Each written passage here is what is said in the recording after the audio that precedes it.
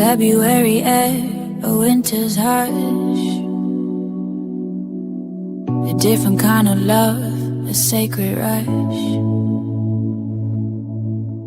For the roses is all the fleeting glance, before the scales and a fighting chance. We're the phoenix nesters watching from the wire, seeing shadows fall, fueling the fire. Every story buried, every silent tear becomes a promise whispered, conquering the fear. Oh, Lady Justice, can you feel the shift arise? A love for the truth reflected in our eyes. We're turning the pages, breaking all the locks. This is our true crime, resetting all the clocks.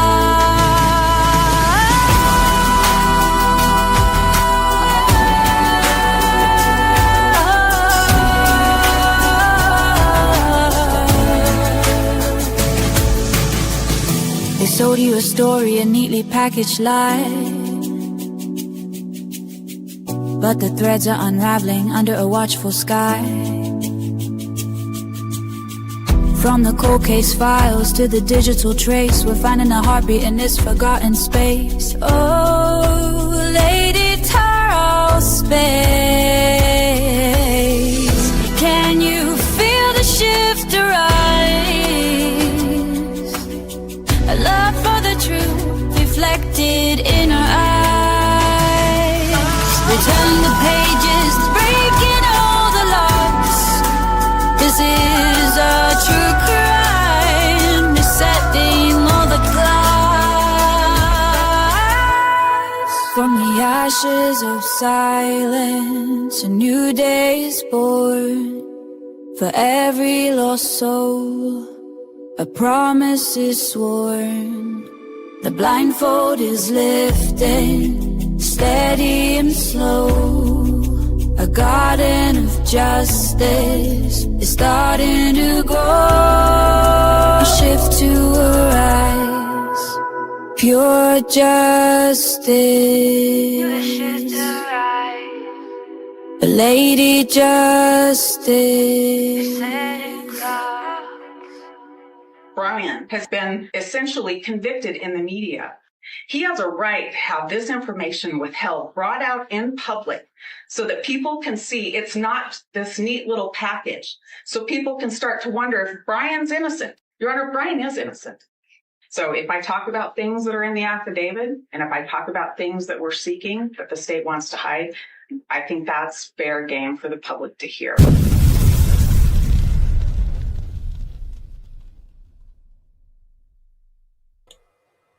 Hello. Audio is awesome today. Happy freaking Saturday. I know I said I wouldn't be back till Monday, but when you find something, you gotta share.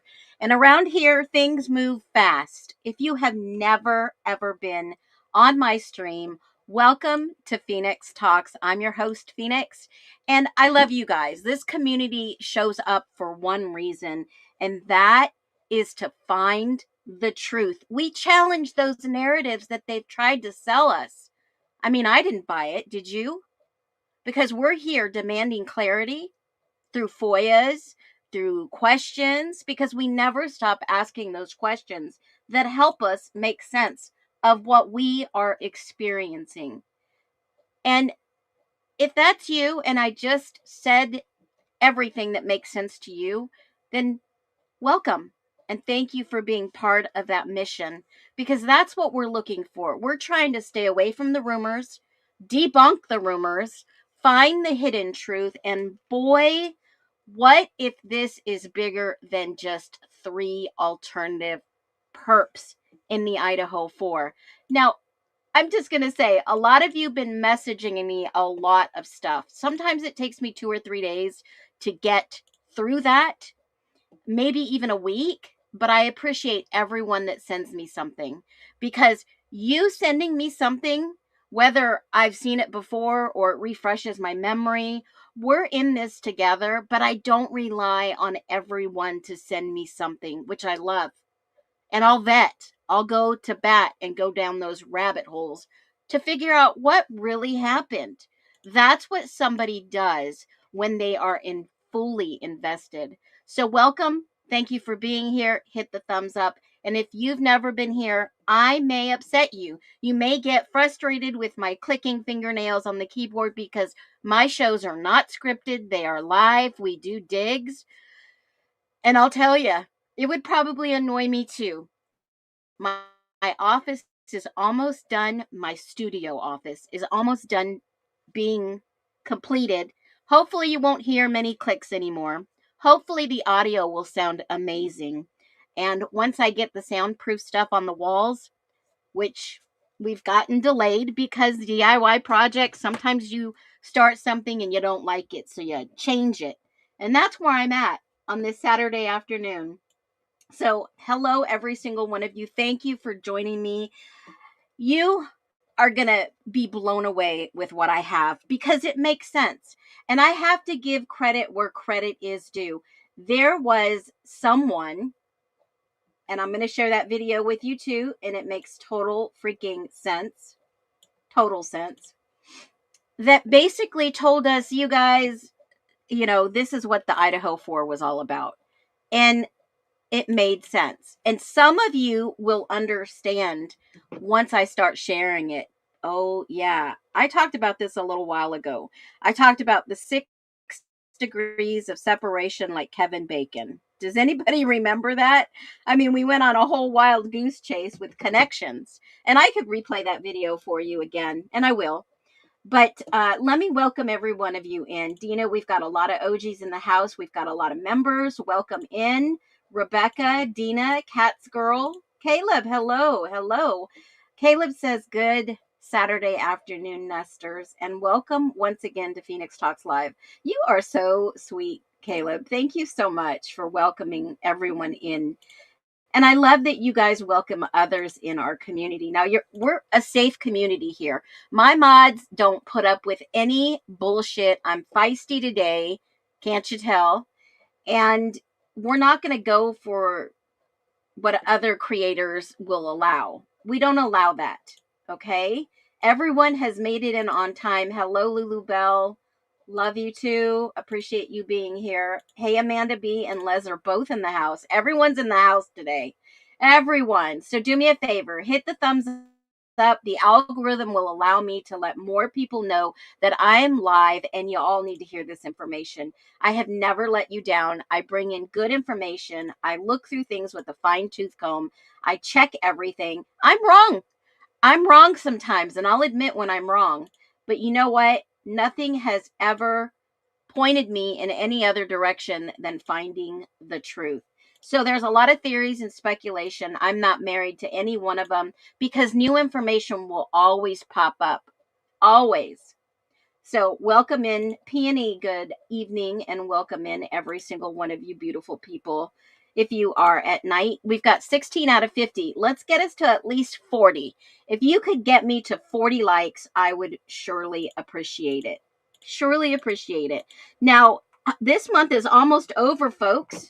I mean, gee whiz, February flew by.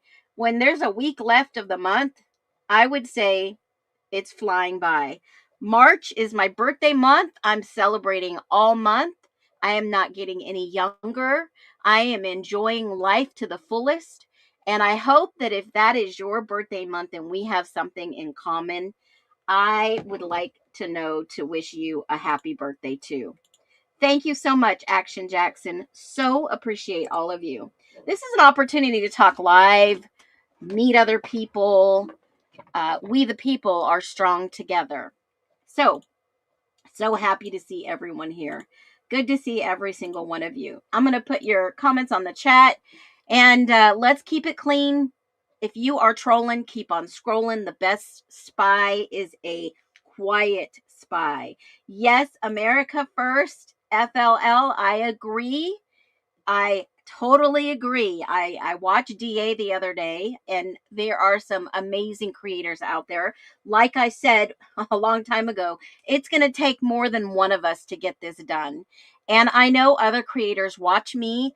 I don't really watch other creators, but one of my mods sent me, hey, DA's live, and he's talking about some new documents he got.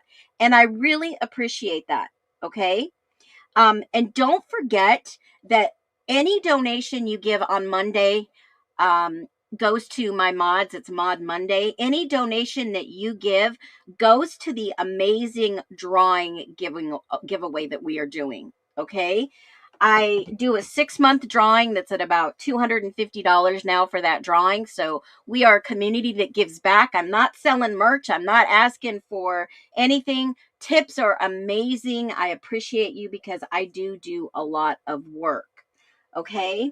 So, I am giving away a $50 gift card on Amazon. It is all electronic, digital. So if you win that drawing, which there are a ton of people in this drawing to date, I think there's, hold on a minute, 1, 2, 3, 4, 5, 6, 7, 8, 9, 10, 11, 12, 13, 14, 15. There are 15 people in that drawing for the $50 card. It's any donation that you give.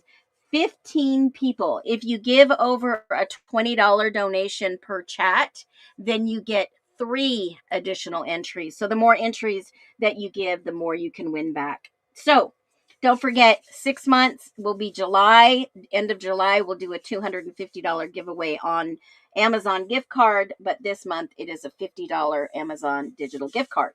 Okay, so got all that out of the way.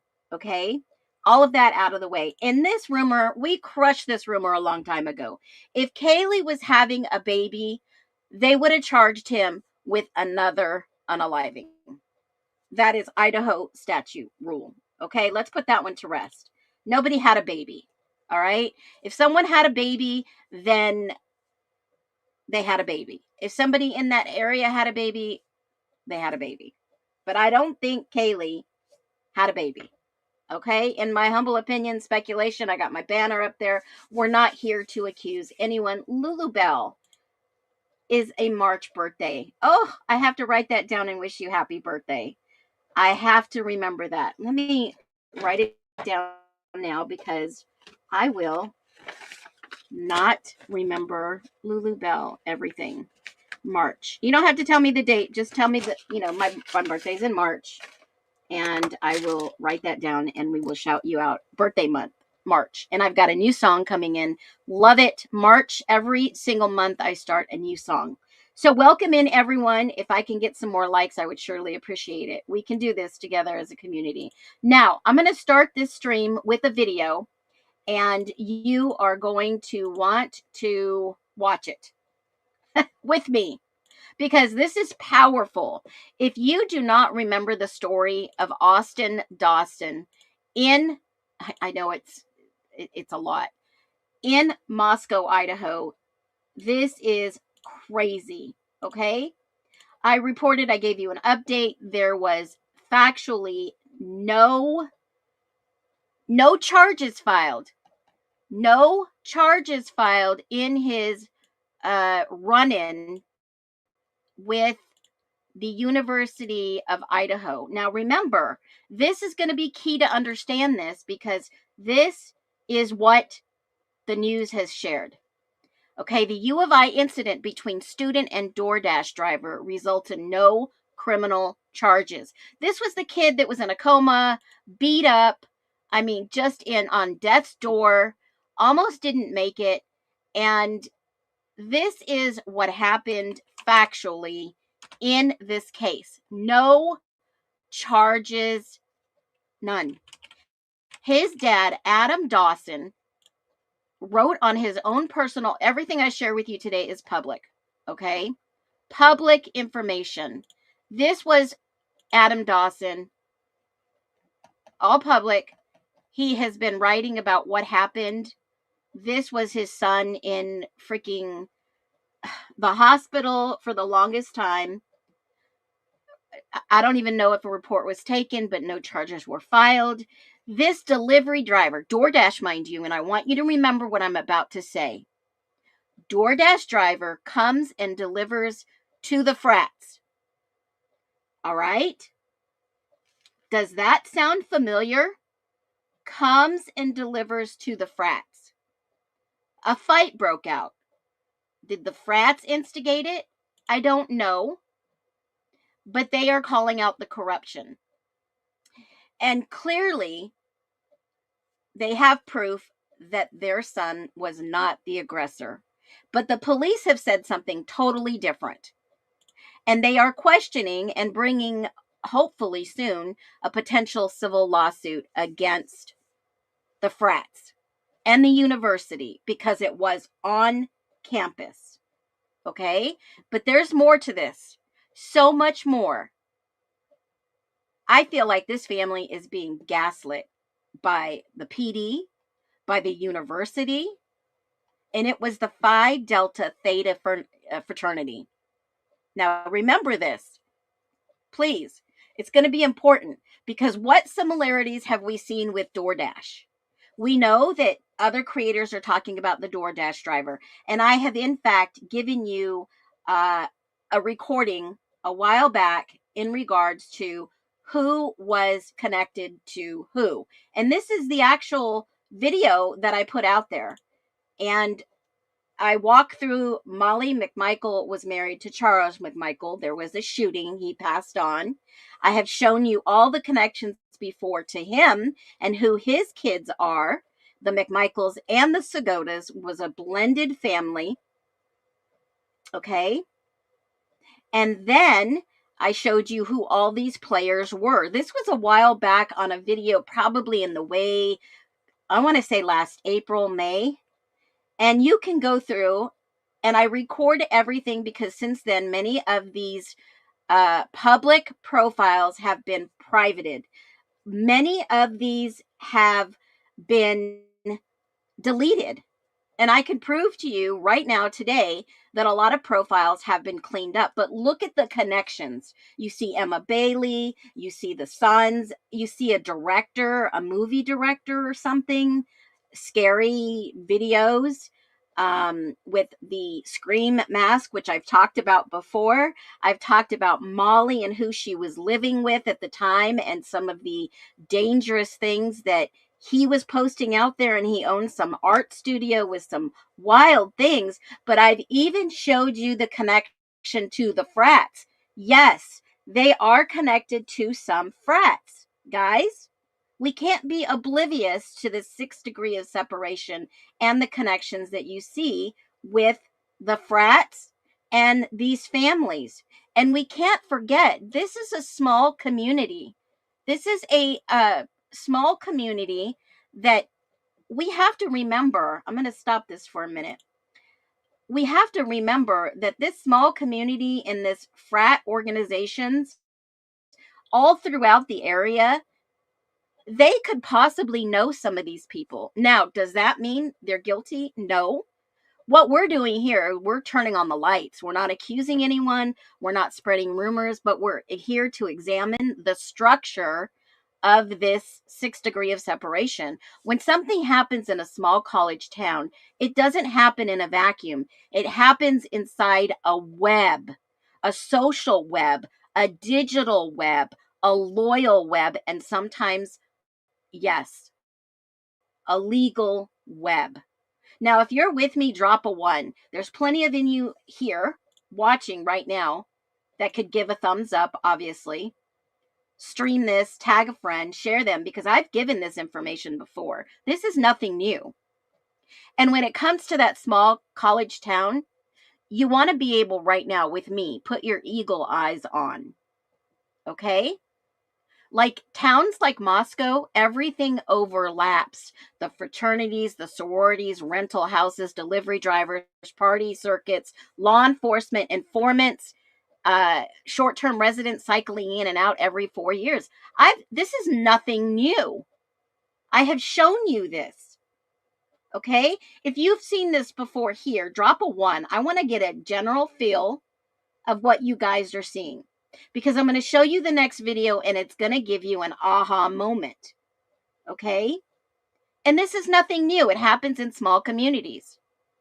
but they have dense, very dense networks. And when networks are dense, investigations become very complex. So here's today's question. It's not, did someone do it? The question is deeper. What if it's bigger than one person? What if it's bigger than 3 alternative perps? Because Ann Taylor was desperately trying to show some connection, and it's not very difficult with the legal structure to prove that. It's not in a rumor sense. It's not in internet theory spiral. We're not being conspiracy theorists, but structurally, legally, and procedurally. See, because how do confidential informants operate in college towns? Those are the questions we have to ask ourselves. When must they be disclosed in a case? What does an alternative perpetrator theory actually require in court? And what would be the real nexus? What would nexus evidence look like? Okay. I've always said at the beginning of this, a phone call was made and say, oh shit, we need some help. I've always said that. That's how this interstructure works. Because here's what we know about the case involving Bryan Kohberger. The defense raised questions. They investigated gaps, unknown DNA, alternative theory arguments. But what's one thing we never see? Sealed documents, court filings, evidence. They picked and choose what we were going to get. And when the defense theory, like Ann Taylor talks about, alternative perp, it's not a Netflix twist. It's not a one for Hulu. It's not 48 Hours or Dateline. That's a legal strategy that requires structure. So we're mapping the structure tonight. How about that? Are you guys in for this? If you are in for this, drop a fireball, drop a heart, drop whatever you want, an emoji in the chat, because this is what Ann Taylor broke it down. What if it's bigger than 3 alternative perps? What if it includes confidential informants? We saw Captain Lanier stand there and say, and I've done a video, there was an informant. Who was it? We don't know. We may never know because it's all sealed. And that is the topic for today. Sealed. All these alternative perpetrators were, in fact, sealed, protected. It's not a bombshell moment. You can call it that. But I'm going to say this. Everything is connected. Everyone is connected to someone that knows what happened that night.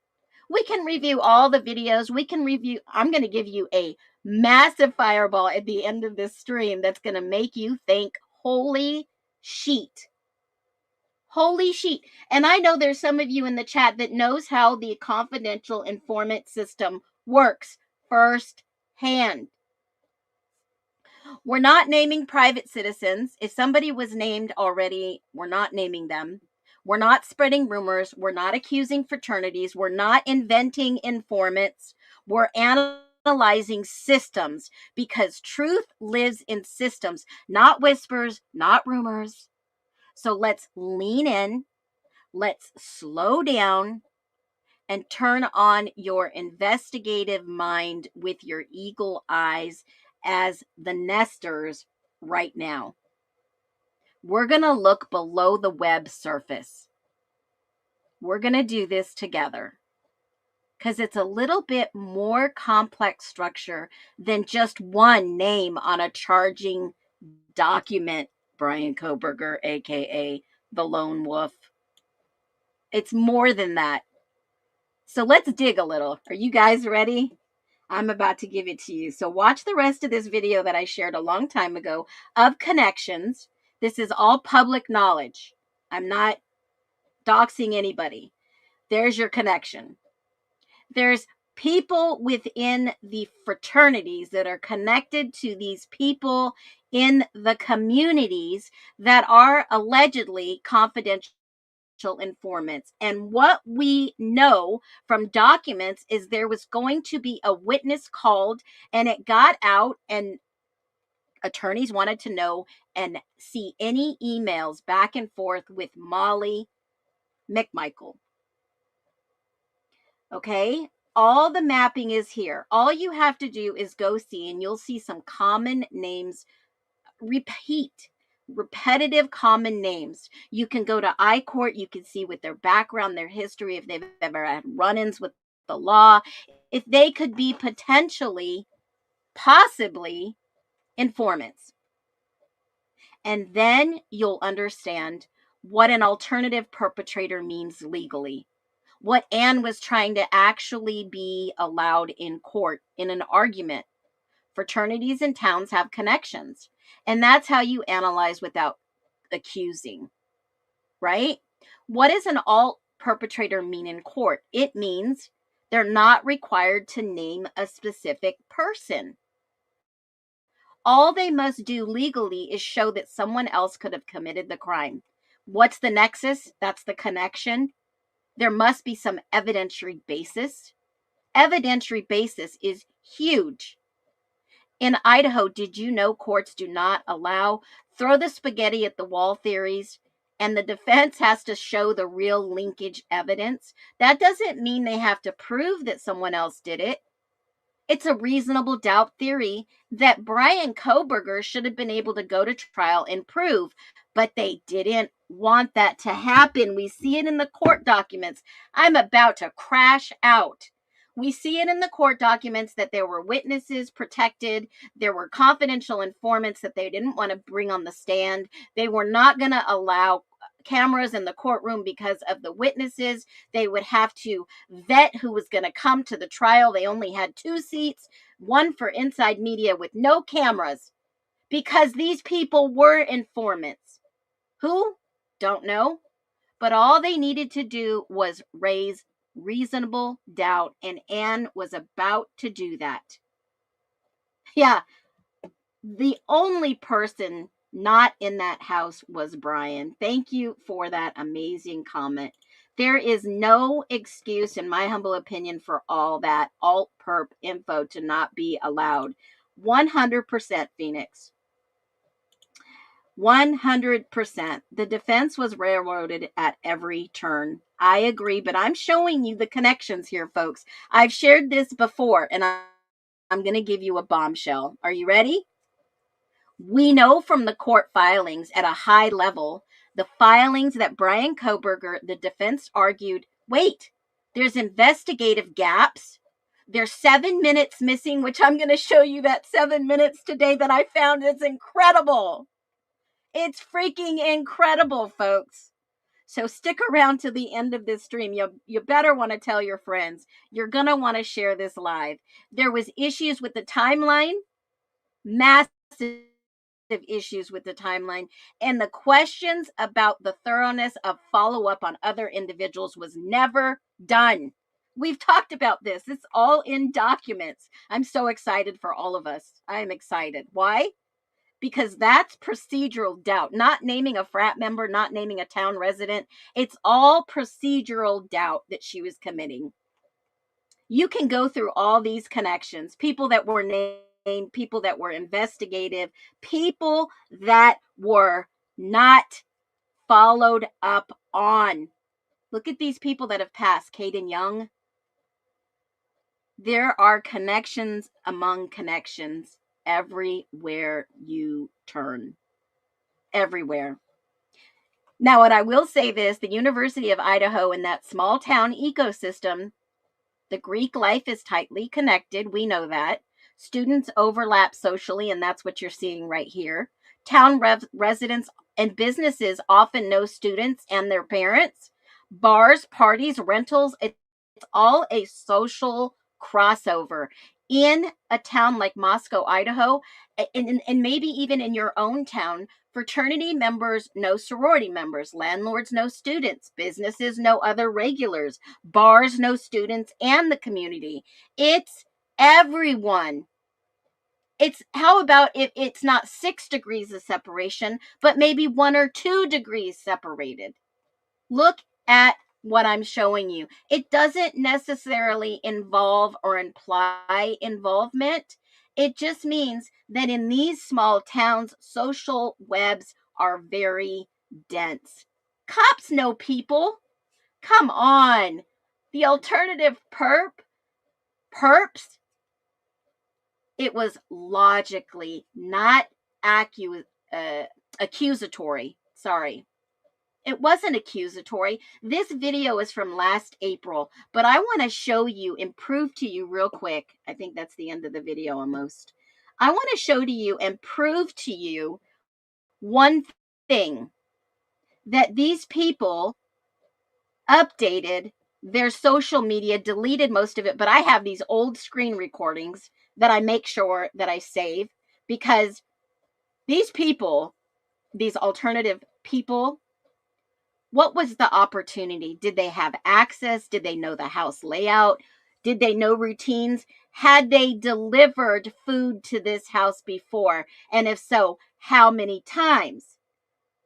Now, we know that this was a very tight access. You're not getting into my mind. Thank you for all your house, right?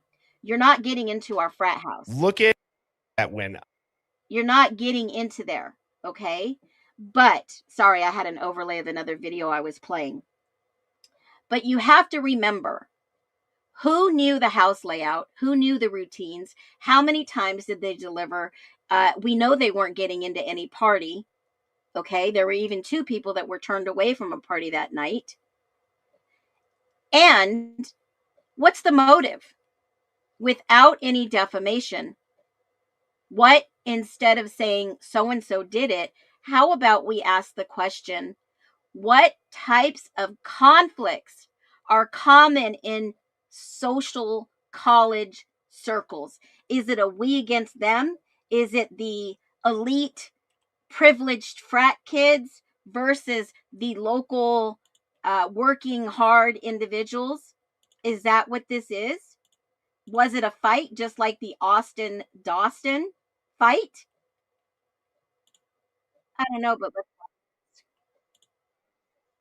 let me wait till it loads on my end. I'm going to play this for you if you didn't follow through and watch this case. I know I follow a couple of different cases, okay? It's nothing new. I'll report from time to time or share any new court filings or anything like that. But there is a video that I'm waiting for it to load. It's just slow. And I want you to see this because this is cool.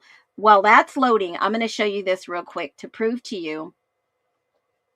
This is a live feed. Hold on a minute. Molly McMichael. Okay. You can go down to Molly and click on her name. Wrong one. Sorry. You can go to her name and click on it, and it will show you that she updated her profile 2 weeks ago. Yes, folks.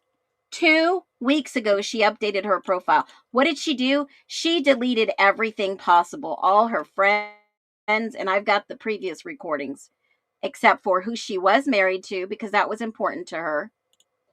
And we'll talk a little bit more about Molly in a minute. She has posted she likes to do games and stuff online. She's deleted everything else, all her friends. She's deleted everything. And that was just 2 weeks ago. I just need a bit of time to ponder and reflect on memories past and to pray for what lies ahead. That was 2 weeks ago. Remember, they kept trying to get her into rehab, folks. Payne was very hardly trying to get her into rehab. And boy, do I got some info on Payne. We're not here to disparage or discourage anything, but I got to share with you what I found in regards to a connection, okay?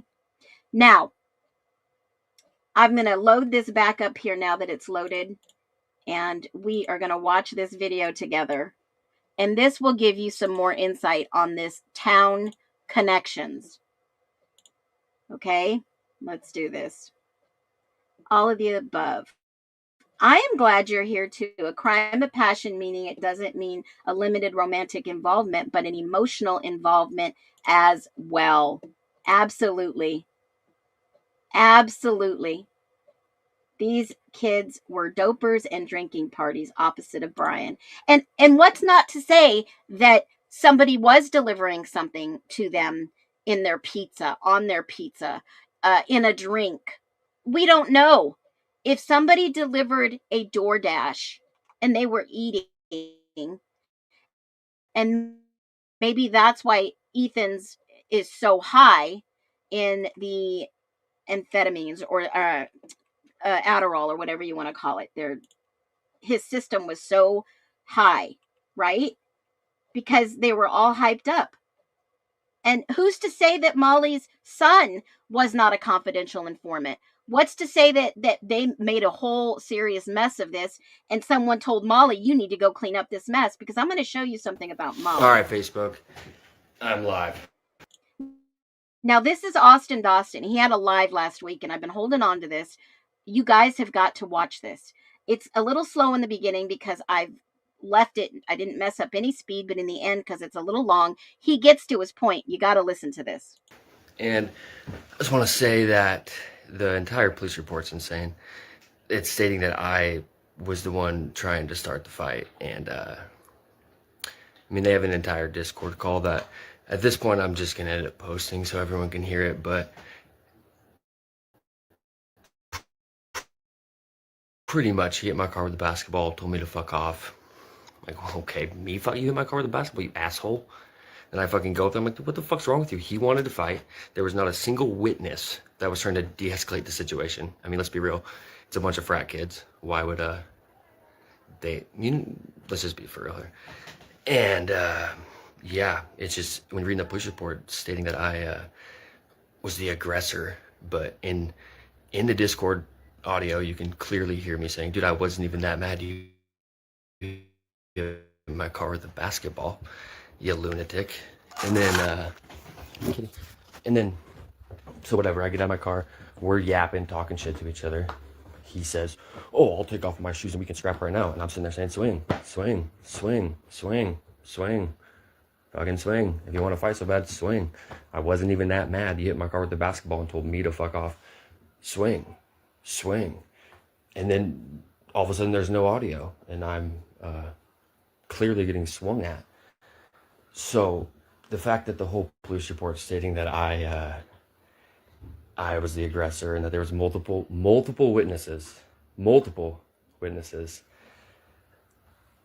that stated that they were trying to de-escalate the situation, told me not to fight, that I was insisting to fight.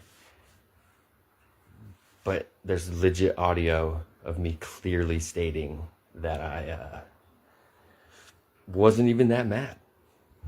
It's clear as day audio stating that I was not that mad. You hit my car with the basketball and told me to fuck off. I mean, yeah, if you want to fucking throw hands, I'm not going to run away. I'm down to throw fucking hands. But I'm not sitting there like, oh, fight me now, fight me now, fight me now, fuck you, fuck. No, it was never a thing.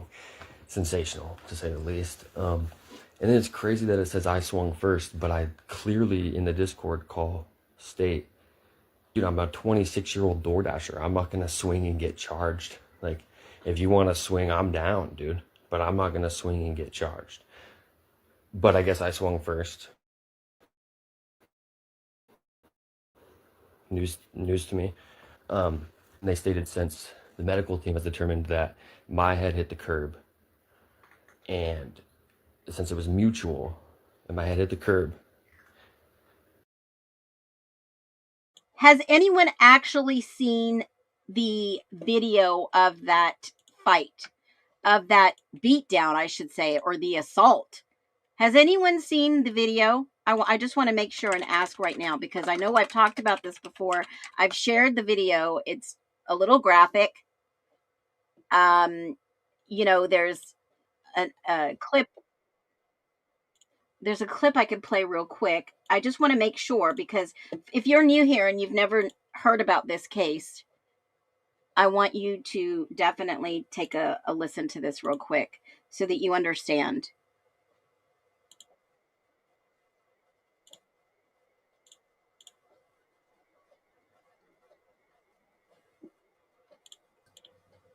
Hold on a minute. Let me grab it. I think this would help a lot of people understand that if you've never come and watched this. About a fight on the University of Idaho campus on Wednesday night that left one man in critical condition. Graham 2's Christian Garza has been following this story all day and brings us the very latest. Today, the family of one Moscow man is trying to wrap their head around what happened on Wednesday night here on the University of Idaho campus that left their son in a medically induced coma. He's the kind of guy that everyone loves. He's like everybody's best friend right out the gate. A friendly face nearly unrecognizable after a fight on the University of Idaho campus almost killed him on Wednesday night. It's a parent's worst nightmare. It is. It's the last call any parent wants to get. His parents, Adam and Amy Dawson, say, in fact, at one point, it did. I immediately dropped him to my knees and prayed right by his bedside because I don't want my boy to die. The man has been identified as Austin Dawson, a 26-year-old DoorDash driver. Video taken that night shows Dawson getting into a fight with a member of the Phi Delta Theta fraternity on campus. Moments later, you see a group of people rushing to help.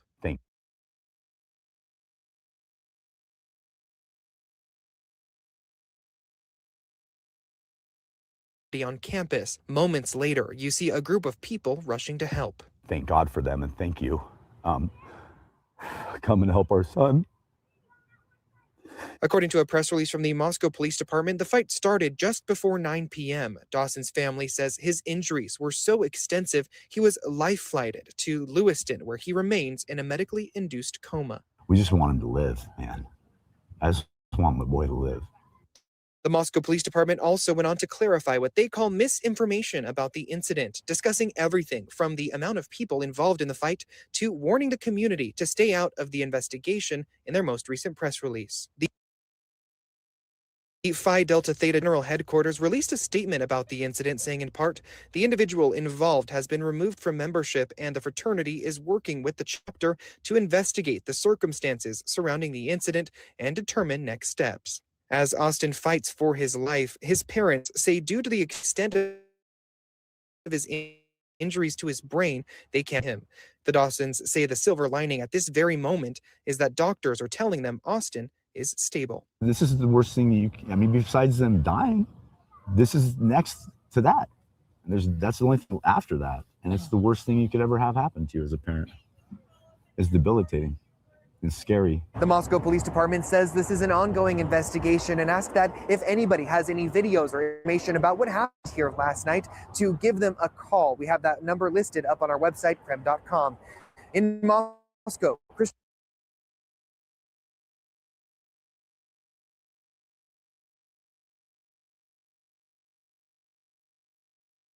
And that's what the backstory is. And thank God Austin pulled out of this.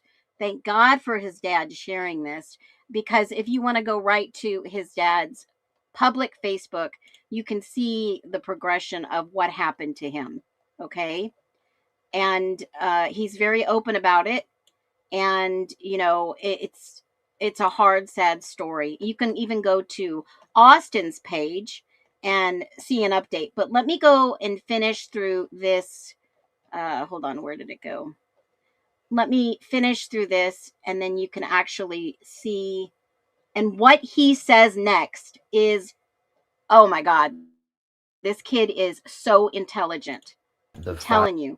5 punches after didn't determine my head injury, so therefore the curb and whatever doesn't matter because it was mutual. Then I asked him, so if I would have died, like if I wouldn't have made this out and I wouldn't have died, and I would have died, he doesn't get charged with murder? No, he probably would have just walked away. Because the curb doesn't matter. The curb doesn't matter. The fact that he tried to pick me up 3 different times doesn't matter to the curb. But yeah, I'm just coming on here live because it blows my mind that they are trying to act like I was the aggressor in this situation when there's literal audio of me stating that I'm not that mad and that you hit my car with a basketball and that I'm not that mad, but I'm down. I'm always down. If you want to fucking throw hands, dude, I'm down. And we can be friends after and shake hands. I don't give a fuck. But the fact that I'm the aggressor and that there's multiple witnesses, mind you, multiple witnesses that said that I was the aggressor and that they tried to talk me out of the fight. They tried to talk me out of fighting. Not Chavez, who was screaming and then went out into the middle of the street and said, come down here.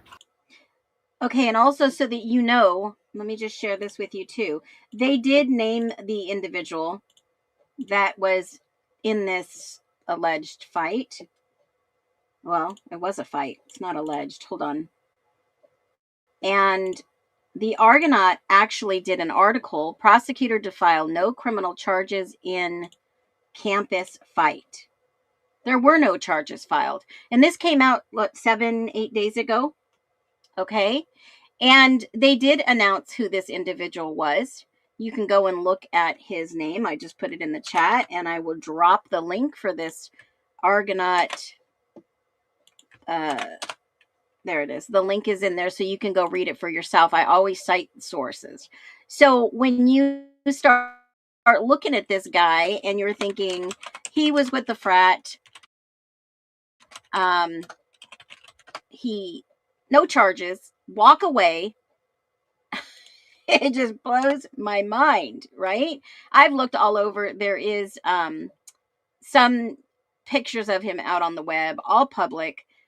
Most of it looks like they've already scrubbed that too. So if you go and you research, I've got it in my repository, but it's freaking wild. So let me go back to this video and we'll finish watching this video. Hold on. Let me just see if it will load. Bear with me. I don't know if, can you all hear me? Drop a 1 if you can hear me. If you're still here, you're watching. It was by the grace of God that this kid did not die. All right, let's finish watching. I'll wait for a couple of 1s to come in. If you can hear me, drop a 1. Yeah, and listen to this. No arrest. This guy was not arrested that did this to Austin, was never breathalyzed, charged. Look, I mean, they never arrested him. How could you test somebody you don't arrest? Okay, let me finish watching this video. Listen to what this kid says. He was trying to tell me not to fight. He literally walks out in the middle of the street. Come on, come on. That's de-escalating the situation? And all the other frat kids there were de-escalating the situation? It just blows my mind, to be honest with you. So, I mean, you can read the police report and you can, believe whatever you want to believe, but I'm just going to post the Discord audio here shortly. And, I mean, you guys can take it for what you want to take it for, but it's clearly in the Discord audio, you can hear me saying, I'm not that mad. I'm not that mad. I'm down to throw hands, but I wasn't that fucking mad, dumbass. Oh, you're talking all this. You're talking shit, dumbass. You and your fucking 6 buddies. He's even saying, come down here. Come down here. And in the Discord audio, you can hear me state, there's 6 of you. I'm not an idiot. Why would I go down there? There's 6 of you. I'm not an idiot, okay? I'm not going to get jumped by 6 of you in front of the frat. And then they state that Chavez said he wanted to go off fraternity property. The whole thing, again, is recorded in an audio, and not once did he state, yes, I would love to go off the fraternity property. No. And then in the police report, they tried saying that I said that we can take off our shoes and scrap. But then Chavez took off his shoes, but I didn't take off mine. As in, I didn't fucking say that. You lunatics. In the Discord audio, I'm saying swing. Once we talk our shit and we get in front of each other, I'm like this. Swing, swing, swing. Well, we can scrap right now if you want to. Swing then. Swing, swing. And then I stop talking. As in, he fucking swung. But no, I'm swing, swing, swing. And then I swing? I mean, come on, let's be so fucking for real here. It's just mind-blowing. And I'm not a cop caller, dude. Whatever. Don't care. Whatever. I'll fucking live with it. My whole life isn't going to be ruined because of this. But it's just mind-blowing that you can put somebody in a coma for 6 days and just fucking walk. You're just chilling. You're at home fucking smoking bong hits, chilling, because you ain't got nothing to worry about. It's sensational to me. But yeah, I mean, I don't know. I don't got much more to say besides the police report, and the shit you see is crazy. I even had to ask the detective if he was a frat boy because it's just seeming fishy. I love it. I love he's a logical thinker. I had to ask the detective if he was a frat boy. I love it. I love it because you know what? That's exactly what a small, dense web in social small towns look like. We're going to protect our own. We're not talking about this with defamation. What we're talking about is patterns. Patterns that are noticeable. The frat, the elite, the privileged versus the working class 26-year-old DoorDash driver. That's where the investigative gap failed in the IDAHO4, in my humble opinion, allegedly. But no, I guess I'm just gonna sit on here and ramble. That's pretty much what I'm gonna get at after this. I'm just gonna fucking ramble for another 10. And I know some people are gonna say that he egged him on, swing, swing, swing. We haven't heard the audio, so I do not want to judge or give my humble opinion. He's gonna drop the audio that was in Discord. You could possibly say that maybe he was instigating a argument or a fight, but he didn't take the first swing. And self-control means that you step away from someone in that situation. And obviously this frat boy didn't step away from the situation, had ego. He wasn't going to... Let's just finish watching the video before I get really off the rails. Minutes because my head's fucking spinning. But it's just, yeah, I don't know. Believe what you want to believe. I'll post a Discord audio here soon so you guys can really hear what the fuck occurred, and not just eyewitnesses who are his friends, okay? His friends, the frat kids, his friends, that they all are in a fucking fraternity together. They're all jerking each other off in the fucking bathroom together. Those guys are gonna go against each other. Like, let's be so for real. Like, let's be so fucking for real. Why would his buddies go against him? I mean, let's just be fucking for real. It doesn't take a genius to figure out why his buddies would say I'm the bad guy, right? I mean, clearly, we're not fucking idiots. And they're not the best people in the world, considering none of them helped me when I was on the curb. Those were other kids walking on the street that helped me. Those kids stood on the side. So, yeah, I mean... I could fucking, like I'm saying 4 minutes ago, I could ramble 4 hours on this because my head's like this. I'm like this right now. About to fucking lose my mind. But I had to go live because I saw their fucking post and I read it. Even though they gave me the police report when I was there. And I started picking out shit. Like, I didn't say that. I didn't say this. Nobody did that. And they're like, okay, we'll fix that. We'll revise it. They also stated that they were going to send me an email before they posted it to show me what they were going to post. That didn't happen. Yeah, I mean, you guys can believe what you want to believe. I'm not here to fucking persuade you. I guess I kind of am here to persuade you to believe that I'm not the fucking aggressor. It just blows my mind that they're trying to say that Chavez didn't want to fight. Even though in the audio recording that I'm going to post, you guys can clearly hear him stating he wants to fight. He clearly said, let's take off our shoes and scrap. But no, he was trying to talk me out of it. He was sitting there with the craziest reasoning of all time in that situation. Oh no, Austin. Oh no, we don't need to fight. We don't need to fight. Austin, no.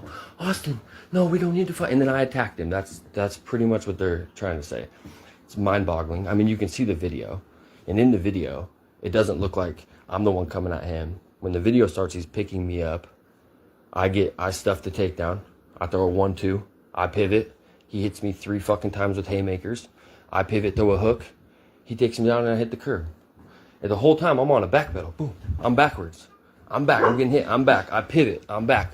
Boom. I'm on a curb. I get hit fucking 6 times. Blows my mind that their police report is stating that I'm the aggressor. Me. It's crazy. Was I down to fight? Fuck yeah, dude. I'm always down to throw fucking hands. Like, the fuck? If you want to throw hands and be friends, I'm down. I'm not an aggressive asshole. If I was an aggressive asshole, I would have been in 100 fights. with 17 different charges, but I'm not. I'm the DoorDasher who delivers food, and all the businesses love me because I'm a nice guy. And I go out of my way to do shit for people. And it just blows my mind that their police report has turned into me as the aggressor. But their reasoning for not giving him a charge is the fact that the 5 punches after the fact, because my connection keeps saying slow, I'm probably just cutting out like this. But their police report states I'm the aggressor. But when I talked to them today, the only reason they can't charge him is because the medical team determined that the brain injury was caused by the curb and not by the 5 punches after the fact. But I was the aggressor. And if the curb wasn't the deciding factor and the 5 punches were, he'd be getting charged. But since the curb was the deciding factor, I'm the aggressor. He's not the aggressor. They were trying to talk him out of it, trying to talk me out of it. Holy shit. I'm telling you guys, I could ramble forever. I could get on here, look at myself in the camera, and just talk out my ass because I'm so fucking spun out right now. Blows my mind. I don't really know how to end this besides the Discord audio will be posted, so you guys will hear the entire audio of the entire thing, and you'll be able to make your own assumptions rather than the police report that is witnessed by 17 frat kids who are all his boyfriends. So I was just like, yeah, I'm gonna post the Discord audio. When I post the Discord audio, you guys can make your assumptions, and I'll leave it at that. All I know is civil cases are coming, and oh my God, doesn't say that. Civil cases are coming, and it's gonna be sick. Other than that, I should stay off Facebook. I should stay off of social media because my head's spinning. I love you guys. The lawyers are coming. But just, if you want to believe what you want to believe, that I was the aggressor and I just fucking blitzed the kid and they were trying to talk me out of it. They were trying to talk me out of it and they're trying to talk him out of it and everyone was being super reasonable. And Dawson, the DoorDasher, just fucking blitzed him. Chavez didn't talk any shit. Chavez didn't say he wanted to fight. Chavez didn't say he wanted to take his shoes off and scrap. You know, it's clearly in the audio that he said that. And then he took off his shoes. So clearly he wanted to fight because he took off his shoes. And then, yeah. I don't know if you guys can go back and rewind what I've said before, but if you're just now jumping in here, just rewind and listen. I don't know when I end this live if you guys can go back and re-listen. I'm pretty sure you can. But yeah, I should probably get off Facebook because I'll just, again, ramble for fucking 20 minutes if I don't. I love you guys. I love everybody who supported me. I love everybody who donated, who showed up, who prayed for me. I mean, dude, without the grace of goddamn Jesus Christ, I'm not here. My brain pressure hit 40 multiple times, and in medical terms, you're most likely a vegetable or you don't make it. So yes, you guys are all awesome. I didn't know that many people liked me. I really didn't.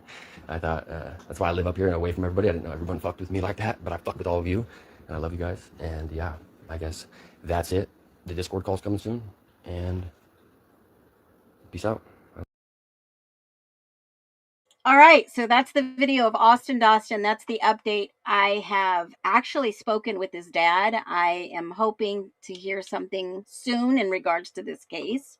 And it is wild, absolutely wild that this happened, period. Now, Amanda says it is possible for both parties to be arrested in a fight, even if you do not fight back. Police often struggle to determine who started a conflict and if they can't tell, or if they believe both. And in this case, they do it in domestic disputes also. They'll arrest both parties if they're not sure. But they did not arrest the frat kid. Why? If you can't determine, there should be some rule of law that you arrest both. Well, they couldn't arrest Austin. They could have put him under custody while he was in intensive care and in a coma, but they didn't. They could test his blood alcohol and probably see that he wasn't on anything. And the aggressor, I do believe, should have been at least detained or tested. Lulu Bell says it's so crazy that if he had not been hit the curb, would have not been a factor. EMTs must have known frat boys. That small social web is very possible. Now, we're not pointing fingers and we're not accusing anybody, but he even says it out of his own mouth. Austin said, "Hey, detective, are you a frat boy? Did you go to the U of I?" A lot of people did go to the U of I. There is a small social web of connection. In fact, you cannot touch another person. I don't care how much you egg someone on. I agree. And this needs to be brought to our attention with the frats, especially with the video that went viral the other day I showed. And it's wild. It's wild. But I agree. And you know what? To some extent, yes, mom is dead, but Gypsy's the victim. Same thing in that case. There's so much more in that case that I've talked about in the past. Whoa, you guys have got to go watch some of my videos. Oh my God, my friend got arrested in a domestic dispute when she called on him. Absolutely, they do that. They do that. And why did they not arrest this other guy that was accused of this? Now, I want to get into something real quick, and it might ruffle some feathers. So if you're easily offended, you might want to leave now. I'm not saying this to be stupid or to just sound like it might trigger some people. It may trigger some people with some other creators and what they believed. This was all sealed from the public. The stamp of approval was, we're not going to tell the public what happened, because in fact, we know that Molly claimed to be the DoorDash driver. The authorities claimed she was the DoorDash driver. But what if she was not the DoorDash driver to deliver the pizza, or the Domino's driver to deliver the pizza? However, what if she had knowledge what happened during that time frame? It is possible in this document that I'm about to show you and share with you. Because remember, this strange individual showed up around 1122. That we've played this clip before. Stranger shows up walking and casing the joint.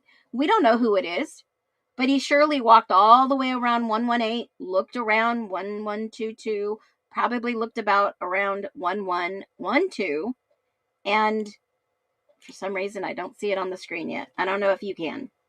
But this person was seen walking around that we caught on the release of the videos from the Moscow Police Department. And we do see in factual documents what Molly has said per the police versus Molly's interview is two totally different stories.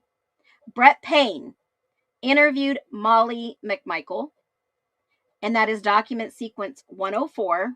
Let me see if this one will add to the stage. Hold on. Because it is not letting me. Let's see. Let me see if I could take a screenshot of this. And if you've got your documents, which you can find at Justice for all the supplement documents are there. Let's see if this will add up. 104 sequence. Molly stated on November 23rd, just a few short days later, at approximately 8:39 MM, came to the department and was interviewed about her presence in the area of King Road during the early morning hours of November 13th. Remember this document, folks? The actual released public documents from Molly McMichael and Brett Payne. I'll make it a little larger so you can see it. Now, she was identified as being in the area.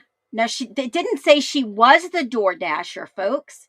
It said she was identified as being in the area through records obtained from DoorDash via a search warrant, and was confirmed as being in the area based off of Google geofence warrant, which you get via a phone.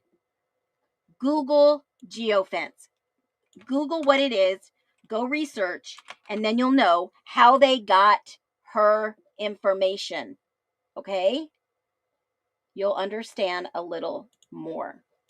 Now, then it says she was confirmed to be in the area, and the FBI was present during this interview. She could not deny she was not there. Okay? Did it say she was the DoorDasher? No.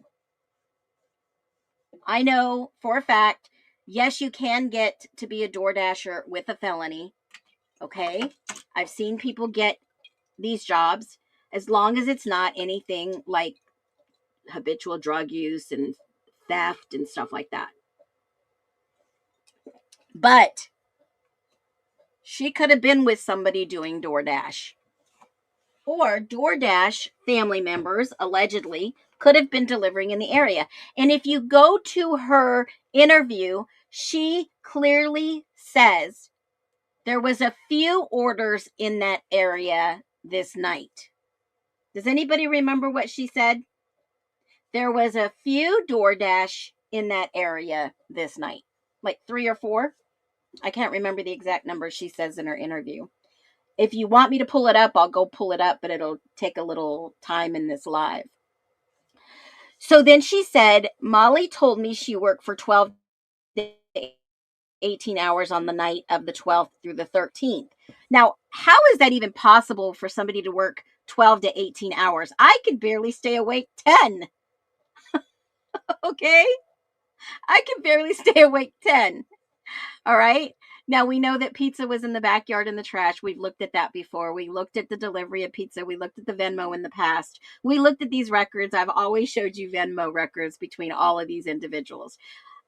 So when you look at this and it says that she received 3 orders in the King Road area, well, who were the other orders?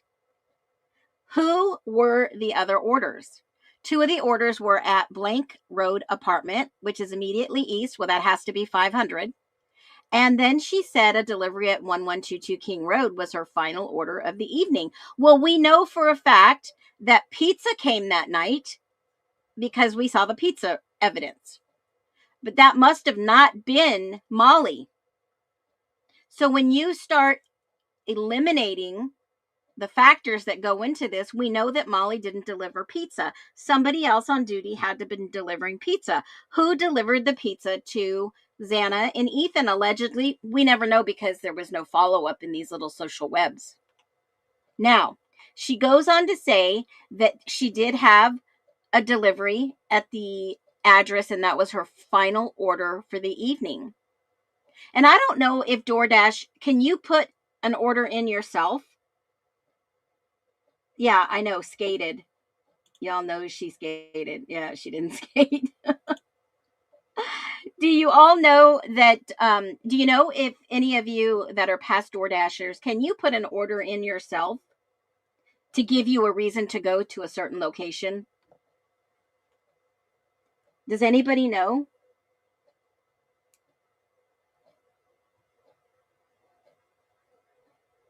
Anybody? It was a pretty night. Yeah, pretty busy night for DoorDash Inc. Mama.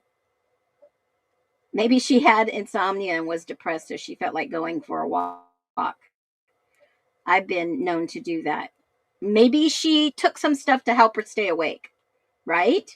I don't know. It's a great question.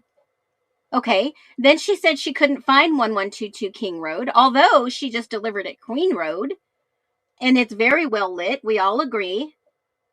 And then it was hidden by the porch light. How was it hidden by the porch light? We all questioned that before. She remained in the area for 15 minutes. 15 minutes trying to deliver food. After 15 minutes, I would have been so upset that my food was like rotten cold, right? M also stated her Google Maps told her to go to the parking lot immediately behind 1122 King Road. Now, believe me, it's led me in a wild goose chase. My Google Maps, and I don't know the interface that they use for DoorDash, but believe me, they are not always accurate. You would have to log out and go on a separate app to order. Oh, that's interesting. That's interesting. Okay. She stated that she initially parked in the front and could see a female at the top window of the left, third story bathroom. Well, how did Molly know that that was the bathroom?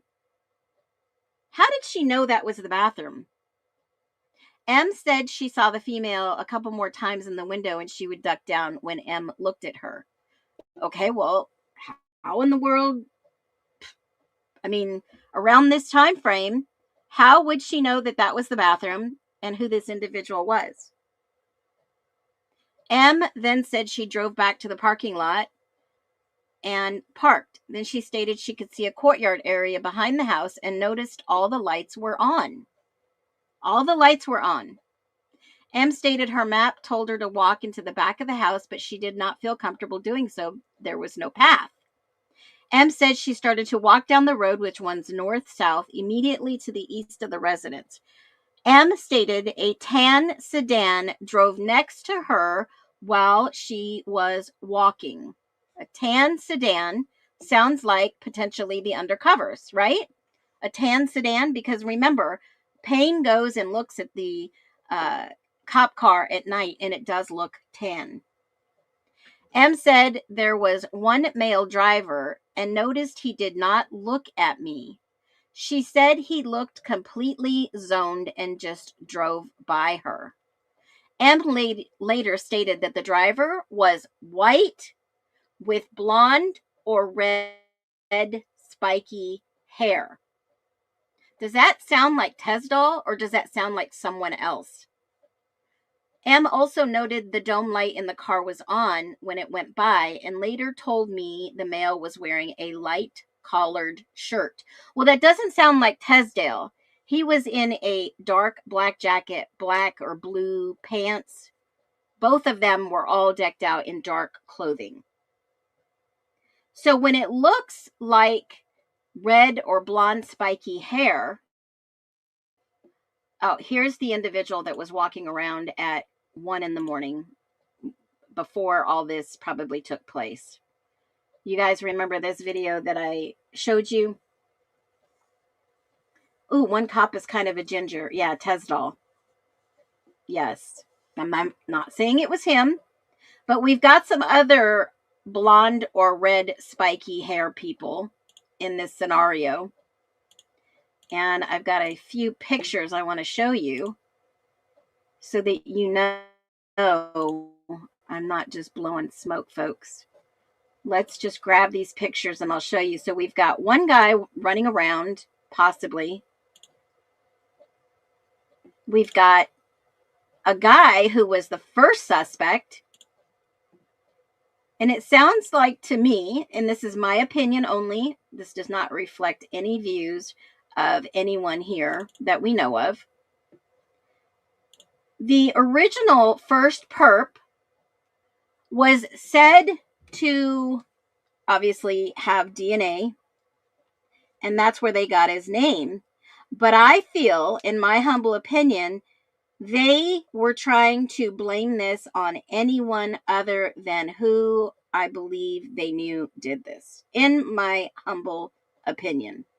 I believe they tried to fit the narrative to be as many people as they could.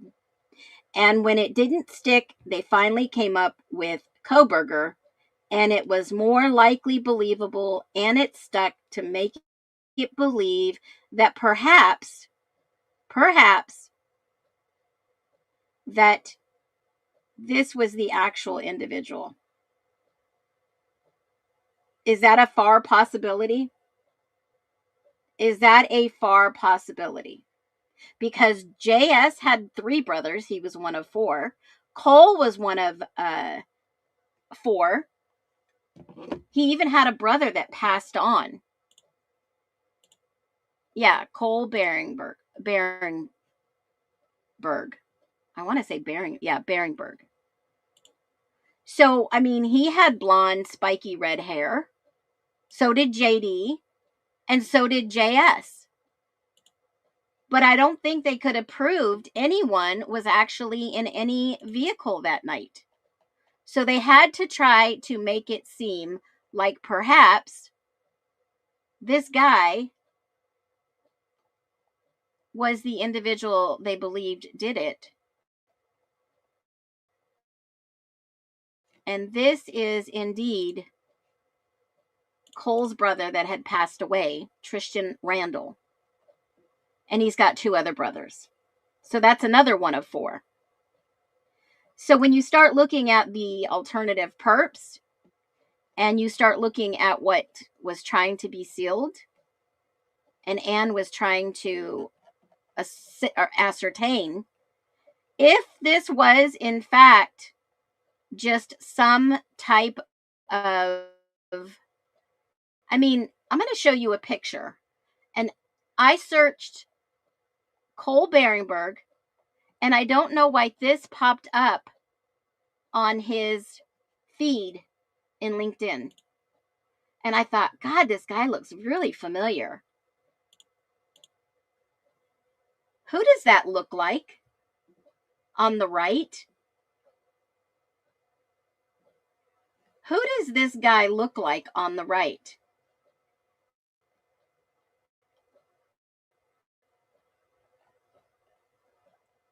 I searched Cole Beringberg and it pulls this up on LinkedIn. I don't know if the search is wrong or something, but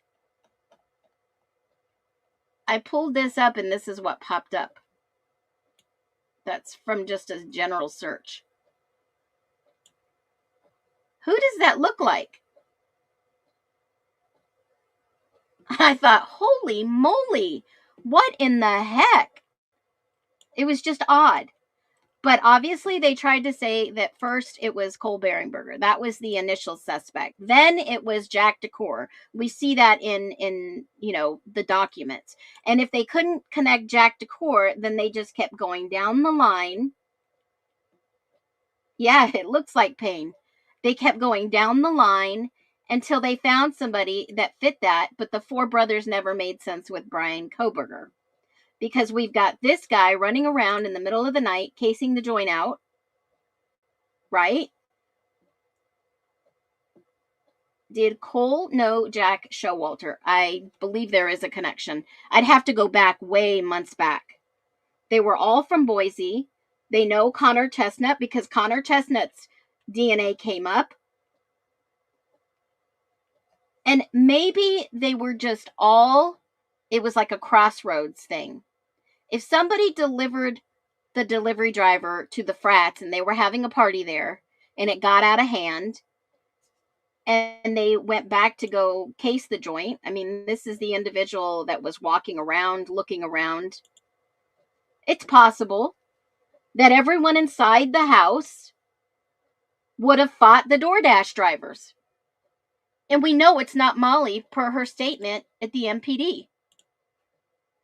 So let's go back to the beginning of what Molly said. She went and finally dropped it off and took a picture at 4.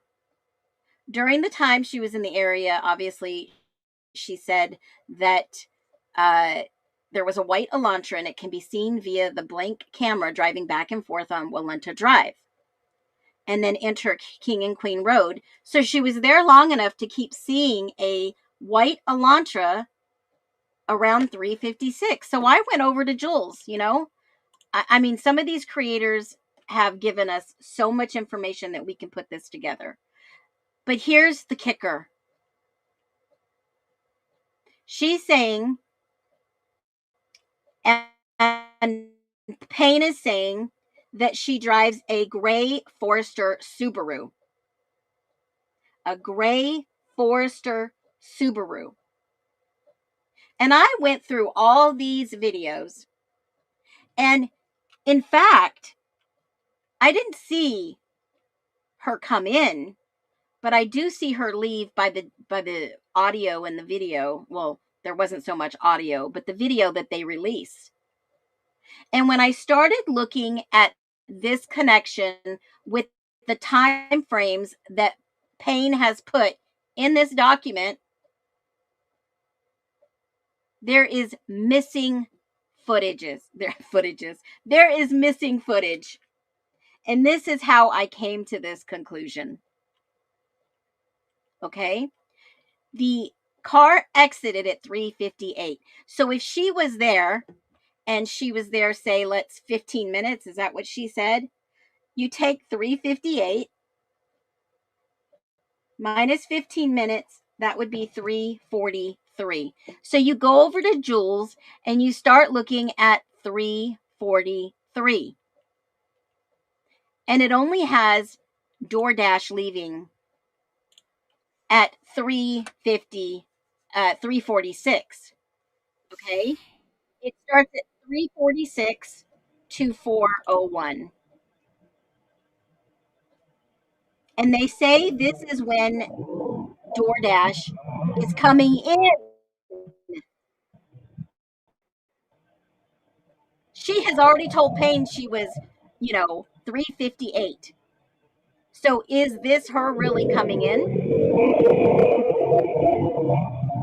Is this the loud gray Forester? I don't know. I'm playing it at half speed, so that's probably why it's making that underwater noise. Is that the Forester? I guess we can all determine that it kind of looks like a Forester. So that means that she was there from 3:46 to almost 4 o'clock. And she saw somebody blonde in a white Elantra with spiky hair, or it could have been red. Now, if she's there at 3:58 and I have just seen her enter at 3:43, that is probably precisely true, in my humble opinion. Would you all agree? Drop a 1 if you would agree that if this is truly her coming in, then yes, this is in fact the DoorDasher. She arrives and she sees somebody there in a white Elantra. Okay? So this time frame is very clear. It says to 4:01. 4:01. Jules has got the video if you want to watch it. So let's just put this on super speed and let's see what happens between this time frame. Let's see who comes and leaves. Because if she sees somebody in a white Elantra going back and forth up Walenta, you're going to see this individual now.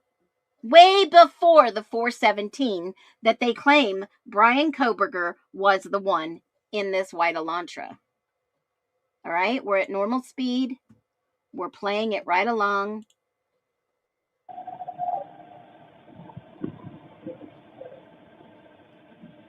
She walks around. There goes the Elantra. It left one way. That's the one she sees.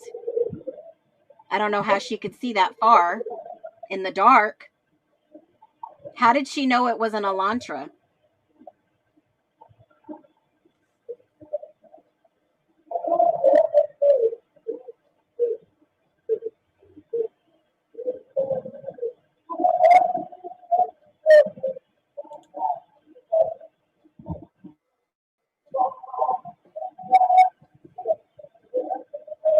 Molly on the phone or a conversation? Was she on the phone with Dylan? 3:48?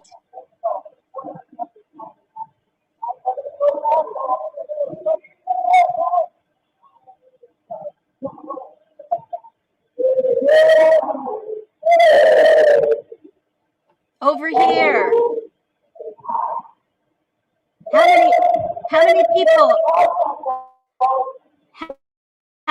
many people are possibly screaming the DoorDash driver? Over here, over here. And then there's some lights. It's still 10 minutes until she says she leaves. Okay, according to Payne, and he puts 3:58. At 3:58, she exited and did not mention seeing a white Elantra behind her at any time. She says she didn't mention it. Okay? She doesn't mention it. Look at the... Okay, hold on a minute. Let me pull this back up. Let me pull this document back up because this is what Payne said.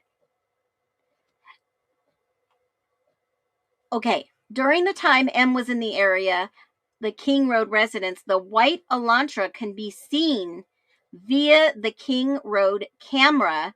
What King Road? Oh, the 1112 King Road camera, driving back and forth on Walenta Drive, and then enter King and Queen Loop at 3:56.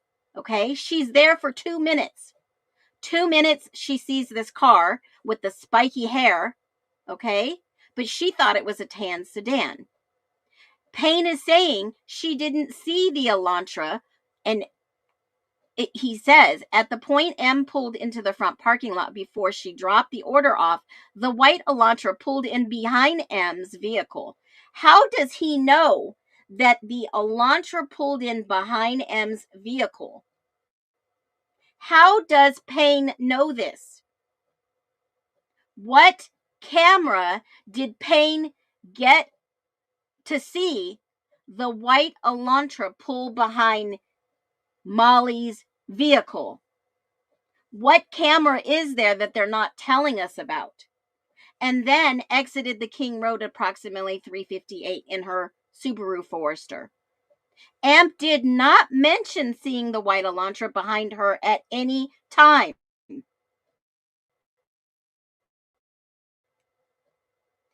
How could he have seen this on a camera and mention this? How?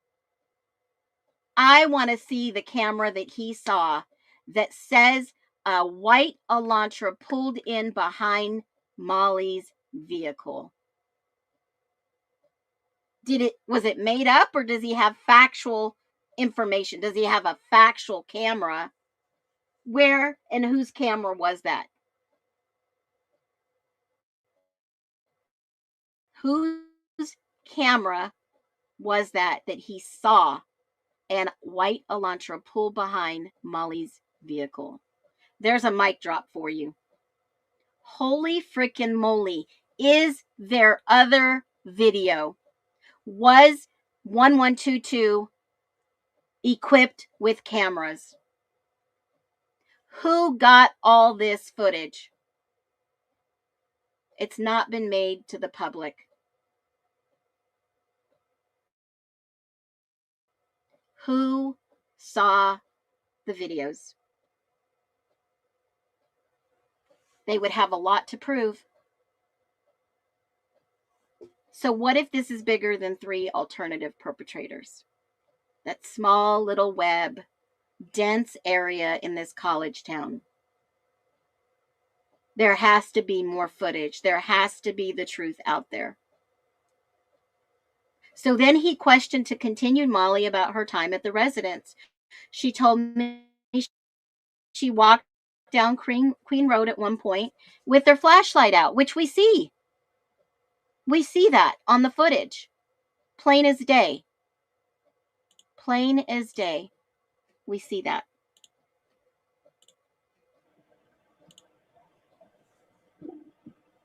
I'll speed this up a little.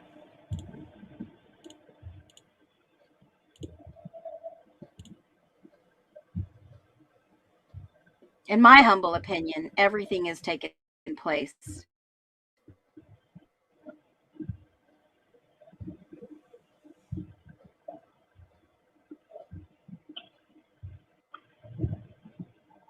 And therefore, that's why there's a cover up, in my humble opinion.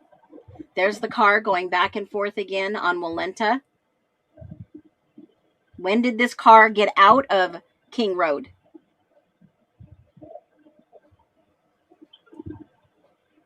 Were they afraid that somebody was going to see them?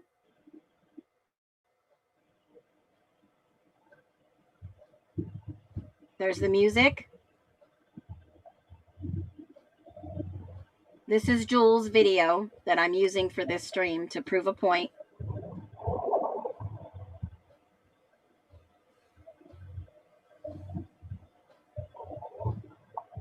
A new contact had been made. It had to have been somebody who received the DoorDash.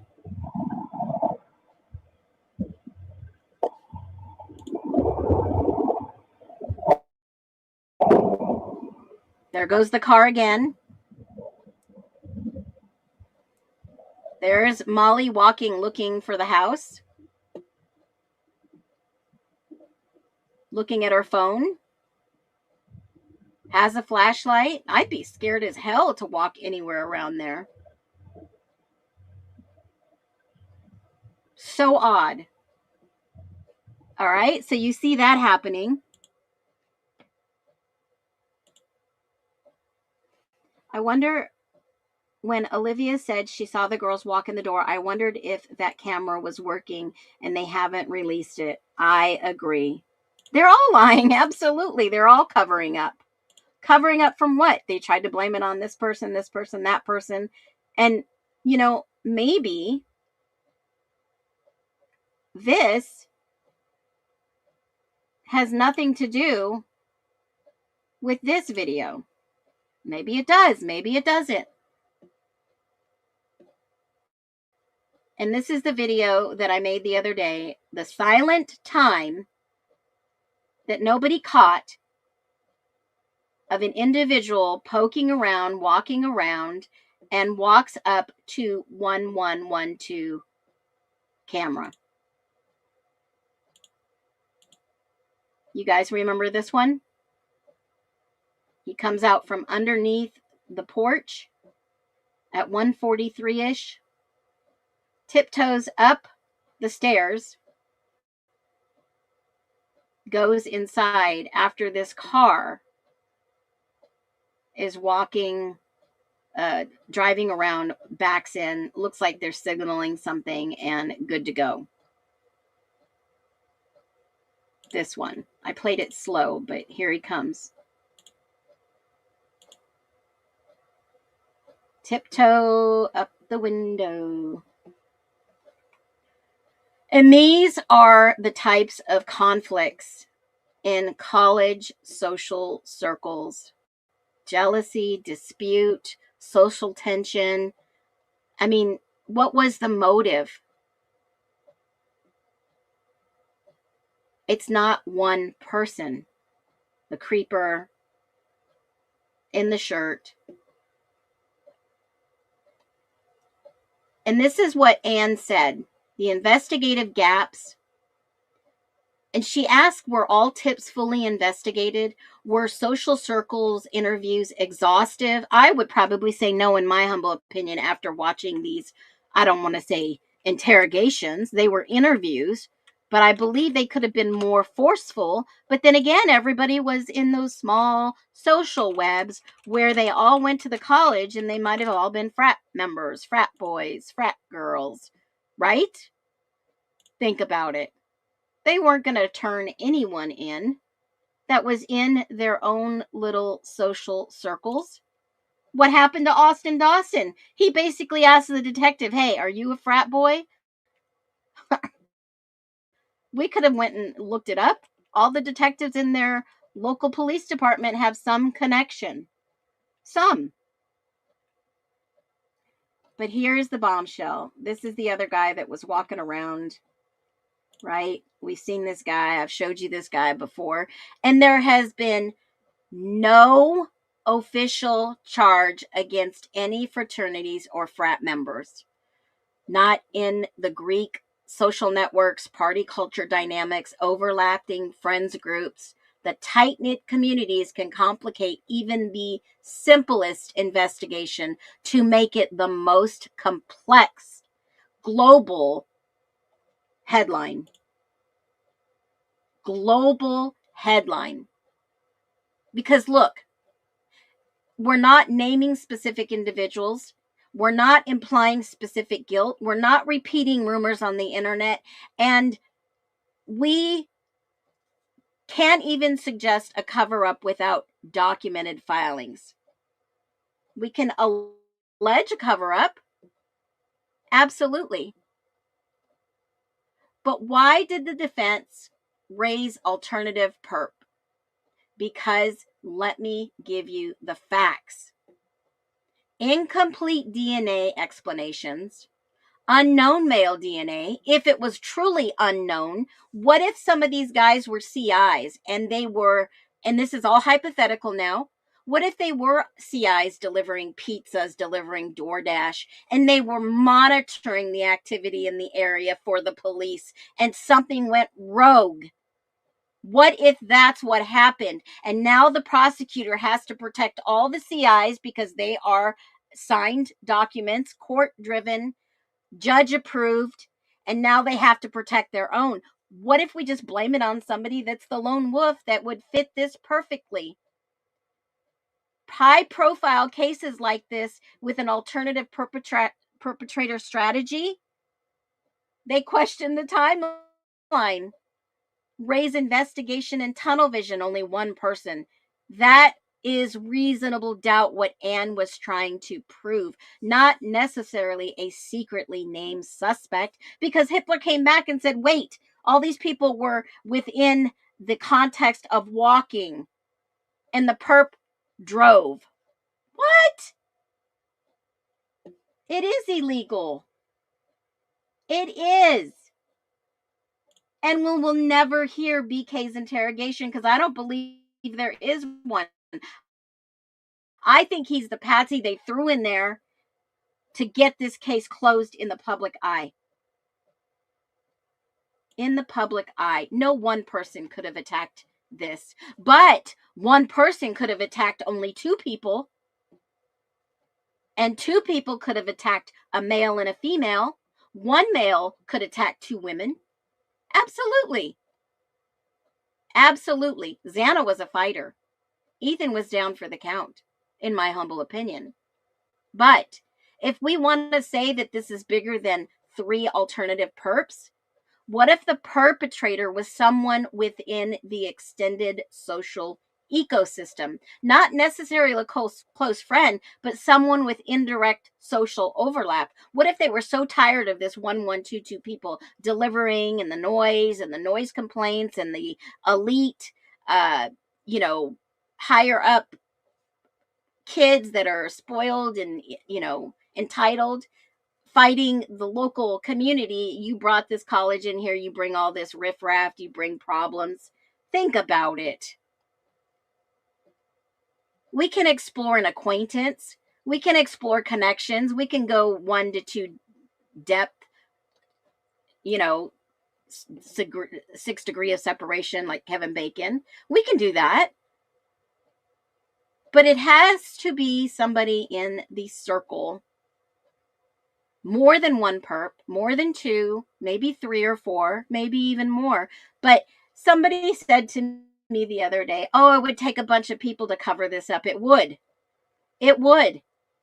It would take a bunch of people in that area to cover it up for the university. And if you are a student in that university, you don't want a rat on your university. Here's a big reality check.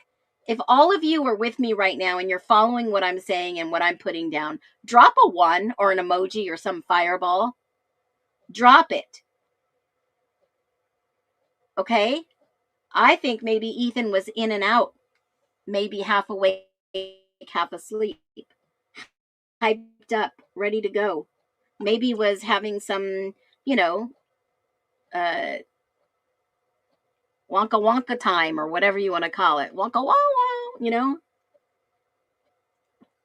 But seriously, we're not naming frat members. We're not naming town residents. We're not trying to imply Greek life did these murders. We're just exploring the theory that the exploring structural possibility, not exposing hidden suspects, because we don't know who they are. We don't know. We haven't seen all the information. They're not going to release all the information. They want to keep it secret. They want to keep this secret and hidden and sealed. Sealed. And you know what? I'm going to change this to sealed. What if it's bigger than 3 perps? Sealed. I'm going to change that. What if it is? What if it is 3 different things happening at once? The conversion of private citizens, law enforcement, CIs that are protected, and their identity is all sealed. They all work together. CIs usually work with police task force. They're not directly with the DA. Prosecutors use the informant later in court, which was all sealed. They couldn't televise it. They couldn't have just anybody in the courtroom because they needed to keep this quiet. They didn't even want the families to know who the informants were. And in a town like Moscow, Idaho, think about this. I'm going to drop a fireball. CIs would mostly be tied to drug investigations, underage drinking enforcement, which we know happened, assault investigations if there was a fight, and a campus-related activity. I'm just going to keep dropping this trifecta because this is what I believe happened. Is there any public information of a CI in the Idaho 4 case other than Captain Lanier speaking and saying what I shared with you? Other people have shared this. I won't take credit for it. But is this a possibility? Is this a serious possibility that there was a CI, that there was some friction going on in this house, that the community was tired of all the riffraff, that all these, rental homes were bringing down the value of people that actually live there, that actually own houses. They're not close in to the university that recommend that they rent their houses. People buy houses and then they rent them out to these sororities, guys. They make bank. They make serious bank. Okay? And this is what makes the most logical sense to me. There's no public motion identifying any confidential information tied to this homicide, sealed. There's no filing indicating a sealed CI was central to the probable cause, except for Dylan. They only mentioned Dylan in that probable cause. The PCA relied primarily on cell phone data, DNA, video surveillance, and witness statements, which we have not seen. Cell phone data, the thing with Cyray. We've not seen the DNA conclusions, and I'm talking about the forensic files do say certain things, but never the conclusions. We've not seen any other video surveillance. It might be a deep theory, but it might be a very possible. We've never seen any true unsealed witness statements. So if there was a CI involved, it would typically appear in discovery disputes legally, motions to compel, which were there, Bradley Giglio arguments, which we know they were there, and in-camera hearings that were hidden. Never, ever sharing this with cameras recording. This community thrived on CIs at a time when Take Back America was active. Think about the FBI involvement from the beginning. Think about the OCDTEF, the task force that were in the area. Think about everything that was happening. It is a trifecta. What if a CI did this and then they had to go cover it up? What if, hypothetically, if a CI did this and they would say, now we got to go clean up your mess, but this is what we need to do for us. Molly, you have to say that you saw Brian.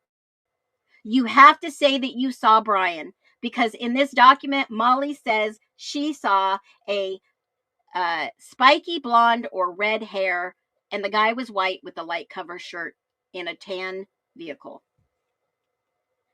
That would not be Brian Christopher Koberger, in my humble opinion. How in the world were they going to get away in court saying it was Brian Koberger, hands down, when his, I'm just saying, when his persona looks like this, and that is not blonde or red spiky hair? How would they get away with this? How? They wanted Molly to say that it was Koberger. Clearly, from this document, she says she never saw the Elantra, even though Payne sees the Elantra and writes it in this report and puts it in this report. And this report was written 1/10/23, interviewed on November 23rd. And when did they get Koberger's name? When did they get his car? When did they get his name in the filing in court records? When? Does anybody remember the date? They had to make what they had worked. They had to. They had to force someone. And that's why we see suspect Jack Decor. That's why we see suspect CB. That's why we see suspect Connor Chestnut. No formal charges on any of those people.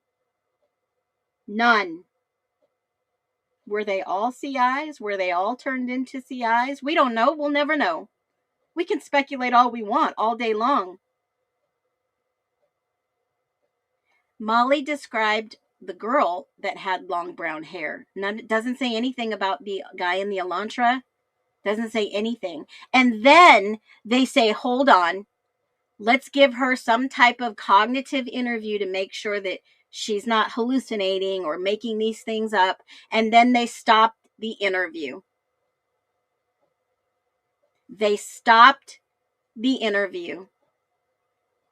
And Molly was able to remember that she had her dog with her during on walks, but didn't clarify much more in the ways of details of the evening. I wonder what kind of dog Molly may have had. Well, I think I found one earlier that was like, whoa, okay. I think it was a little golden doodle. Somebody had a golden doodle. I don't remember who it was. It's one of those, I have to verify it before I say it again. So that's alleged. Please hear me out. I don't want to make a mistake. It's not my goal. And that's what her interview was. Of course, I've asked for this because, you know, I don't know if they put it on tape or did a video. It doesn't say anything. It doesn't say it was logged into evidence. Let me go back up to the top. FBI was there. No evidence. Case number, it was added to cameras. Yes. WatchGuard cameras. It was added.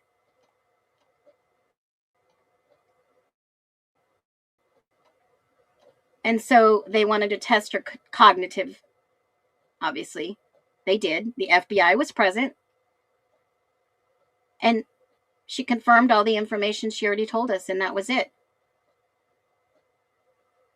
Subsequent investigation of video footage and cellular data showed the tan sedan most likely was a light color SUV which left the area. Moreover, it doesn't appear that Molly saw the white Elantra at any point during her near the residence. So was it even a white Elantra? Was it? Or was it fit the narrative?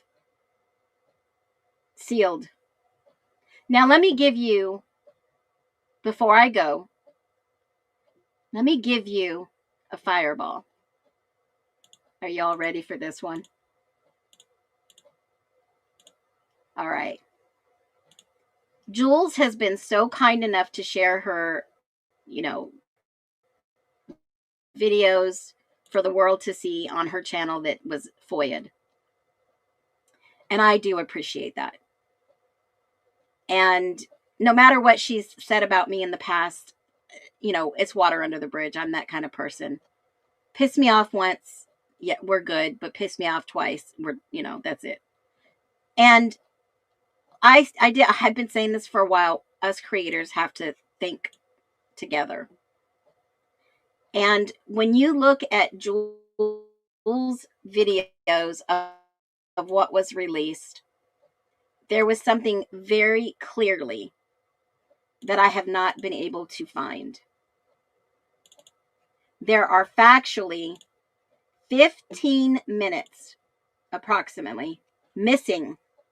Well, I would probably say a little bit more than 15 minutes. And maybe even more than 7 minutes, like Ann Taylor speculated and said in court. Between 3:35 and 4 a.m. is missing. 3:35 and 4 a.m. is missing. You can go to all the videos, you can do the research, you can even do this. You can go, in fact, to Linda Lane Archives yourself. And if anybody can go find what I am looking for, this proves my theory on the timeline. If you go and look at all of these, there is no 3:35 to 4 a.m. It stops at 3:30. Then they have a clip of 3:30. Just one little tiny 10-second clip. And there is no rest of certain time frames, except for on this camera. I think there's a 3 to 4 a.m. right here. But if I go all the way to 3:35,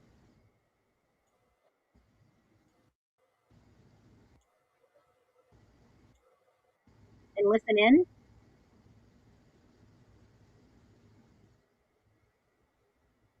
there's not even a clip.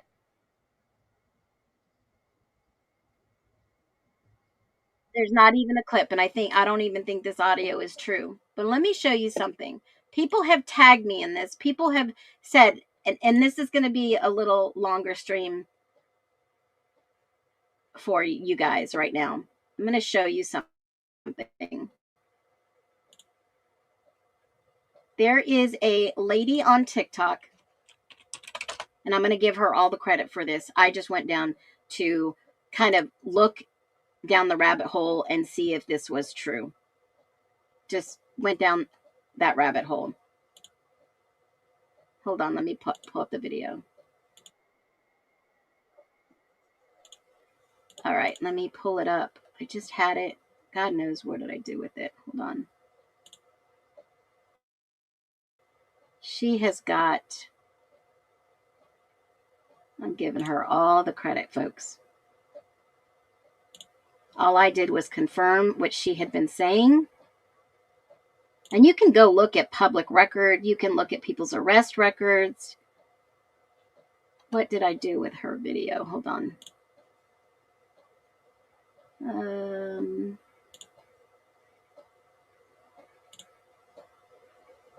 Where did she go?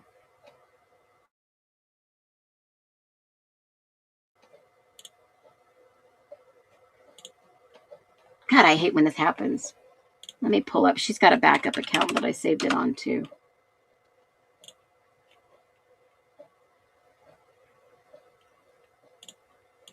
I just had the video.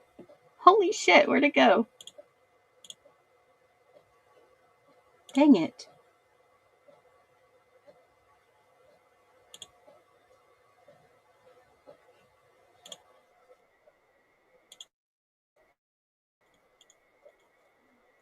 Holy moly. I hate when this happens. Damn.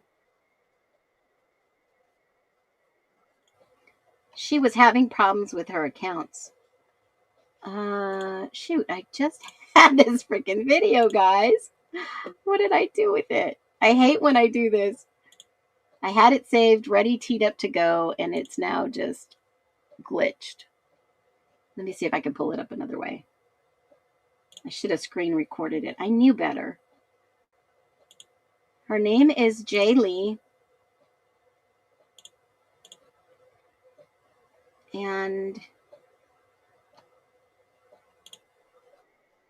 here it is. Thank God I found it. I didn't want to be embarrassed. Listen. My other two accounts suppressed so far down to where nothing's really making it out. So I'm going to be on this third one. This is my third backup, Jay Lee 7710. Yes. Okay, that's Jay Lee. She has a video out that talks about the IDAHO4 just like 4 days ago. Let me go grab 1, 2, 3, 4. Hold on. TGIF. She's laying down. It looks like she's under a cover. And she just starts talking about the IDAHO4. Has anybody seen that video? She's got like 3 accounts. I can't remember which one I was on. Has anybody seen the video? You guys know which one I'm talking about? Have you thought about becoming monitored? I thought I favored it. Damn. Where did it go? I am going to find it. Bear with me.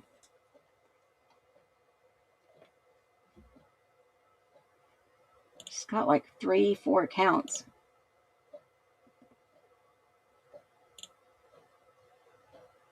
She has a YouTube channel.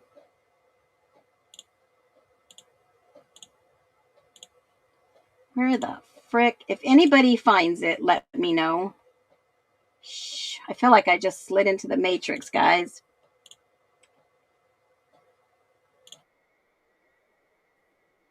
So my backup She's to had my problems with her account.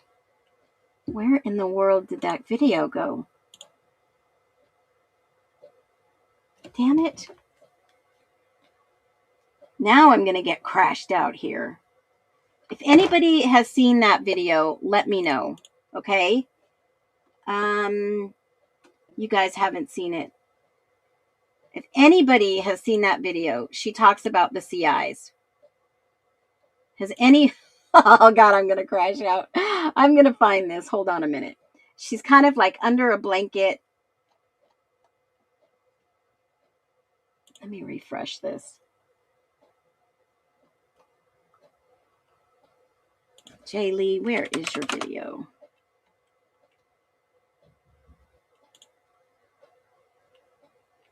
If anybody finds it, let me know. I owe you that. God, I hate when I can't find it. She was just talking about the IDAHO4. I hope she didn't delete that video. Here it is. why is everybody I knew I'd find it. Here we go. Hold on one second. Hey. Would you like some eggs?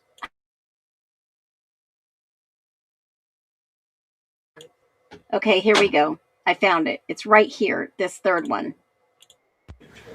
why is everybody acting like the IDAHO4 case is so hard to solve?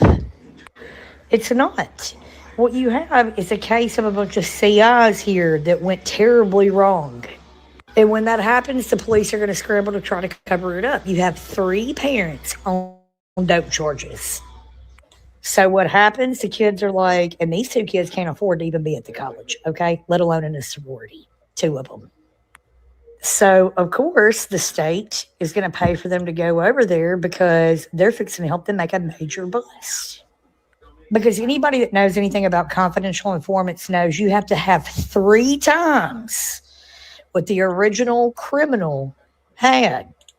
So that means both of these girls had to come up with 3 times the amount of DOPE that both parents had.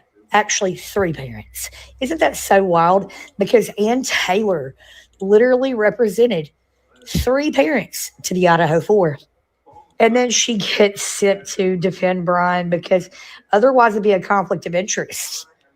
Okay. Confidential informants. And then the original patsy they were going to use on this case, because there was a lot of moving parts with this case, was another dude named Brian. And of course, now Ann Taylor not only has 3 of the parents and 2 of the kids signed up as confidential informants because she had to be there as a liaison as all 3, okay, parents' original attorney to sign them up as informants when you go get your fingerprints done and all kind of shit. Because what happened was the 3 parents to the 2 kids, because 2 parents belong to 1 kid. When you get in trouble for shit like this, you sign up, okay? And if you don't have enough, you have to have help. So it makes sense why the kids will want to go over there and party and everything else. And you can't trust a bunch of kids to come help you. You know what I mean? It will be botched. But that's how sick some parents are. They will literally let their kids go down. And that's what this whole thing is about. And Ann Taylor's doing a cover-up on her behalf. The police are doing a cover-up on their behalf. It's one giant cover-up. Because snitches were out here snitching on snitches because they were desperate. Boom, case solved. Use your mind. The parents were already hooked up on these charges and in trouble before their kids were even old enough to go to college. And then that aha moment kicks in. And they figure they can get out of trouble, plus send their kids to college. It doesn't work like that, dude. This was bound to go wrong.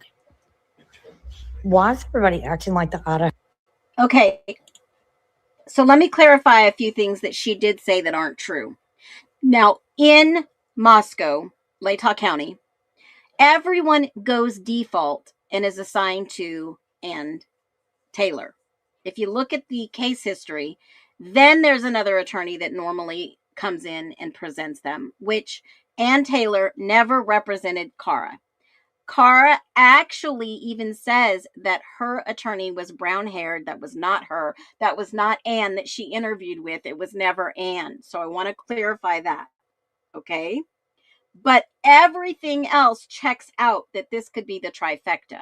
Now, one thing I will say that doesn't add up in this scenario, it doesn't add up. And I have to give some credit where credit's due. Only Available, Not Available shared this video the other day. Did you guys see this? Because I want to be clear on what we have learned so far. And if you've seen Only Available by Not Available, there was a video they made the other day, and I want to show you the original video, and then I'm going to show you her video because she makes some valid points. Here is the original video. Olivia's footage of the corner club in the red rectangle. Same footage FOIA requested by Connor. Maddie showed Jack D the middle finger, but that's only visible on Olivia's footage. They redacted this important part on Connor's footage. Maddie seems very angry and even charged at Jack D. Katie grabbed Maddie's arm and pulled her out of the corner club and got followed by Jack Showalter. They left alone without saying goodbye to both Jacks. We know it was Jack the Cur they interacted with because of this photo. 2 different cameras, 1 timestamp. Kaylee is here and there. Maddie is there and here. Jack the Cur is here with the white cap and there. Jack Showalter with the black cap is here and there. Chief Fry, the owner, is there in the door. Adam is there in the backside. At the grub truck, the same. They left ignoring Jack Showalter and didn't say goodbye to him. And now explain to me what happened to the red Jack Showalter's apartment and the white. And that is exactly what I said on my live the other day. Then he made that video. I love it. But let me get back to the original video that I was going to play. I wanted you to see that one. This is what she says. Keep flipping off Jack D. So now that we are learning that's who she was getting into it with, what do you guys think it was about? They showed Jack D the middle finger, but that's only visible on Olivia's footage. They redacted this important part on Connor's footage. Maddie seems very angry and even charged at Jack D. Katie grabbed Maddie's arm and pulled her out of the corner club and got followed by Jack Showalter. They left alone without saying goodbye to both Jack. Now this comes across like maybe they were getting into it over something involving Kaylee and Maddie was being, what best friends do and stand up for their best friend. Or it could have been something personal between Jack and Maddie. If y'all want to watch that full video that I just showed, or that was just a clip, you can go watch it here. He's tagged here. Now, when we see Kaylee, eventually, when they get to the grub truck and she's like on her phone, she keeps texting someone. I wonder if that was still Jack. Like something happened there. What stands out though is that even though that happened at the corner club, that phone call, that 17-minute phone call that Jack cannot remember. Plus the other calls of both of them calling him, hitting him up, trying to reach him. And then shortly after, no more phone activity for these two. What the fuck happened, man? Per usual, more questions than answers. Always more question than answers. And that is no niche babe on the TikTok streets. So when you start looking at all this, even though that is a very good theory of the closely webbed community, that some of these people could be CIs, some people, obviously could have had a rift with these individuals that live there. Something could have definitely caused a trifecta. You still cannot deny the evidence that we've not seen that has been mentioned that is factually sealed of the blood evidence at Jack Decor and Jack S's place. Now, I showed you a video a couple of streams ago that is, they have blurred a lot out, and that was the 500 Queen Road apartments. And allegedly, some things that were blurred out that one of the officers on the canvassing was questioning. I believe that was maybe throw up. Somebody was trailing blood and threw up. And that is why he was questioning. It looked like French fries. It wasn't French fries. They were maggots. There were some other things going on too, allegedly. Now, I want to say this. I want to say very clearly, I know that this is a risky theory, right? The real occupation of the DoorDash driver, could they be CIs? Possibly. Could somebody in the fraternity be a CI? Absolutely. Was there an ongoing criminal case? Is there still an open investigation? Possibly.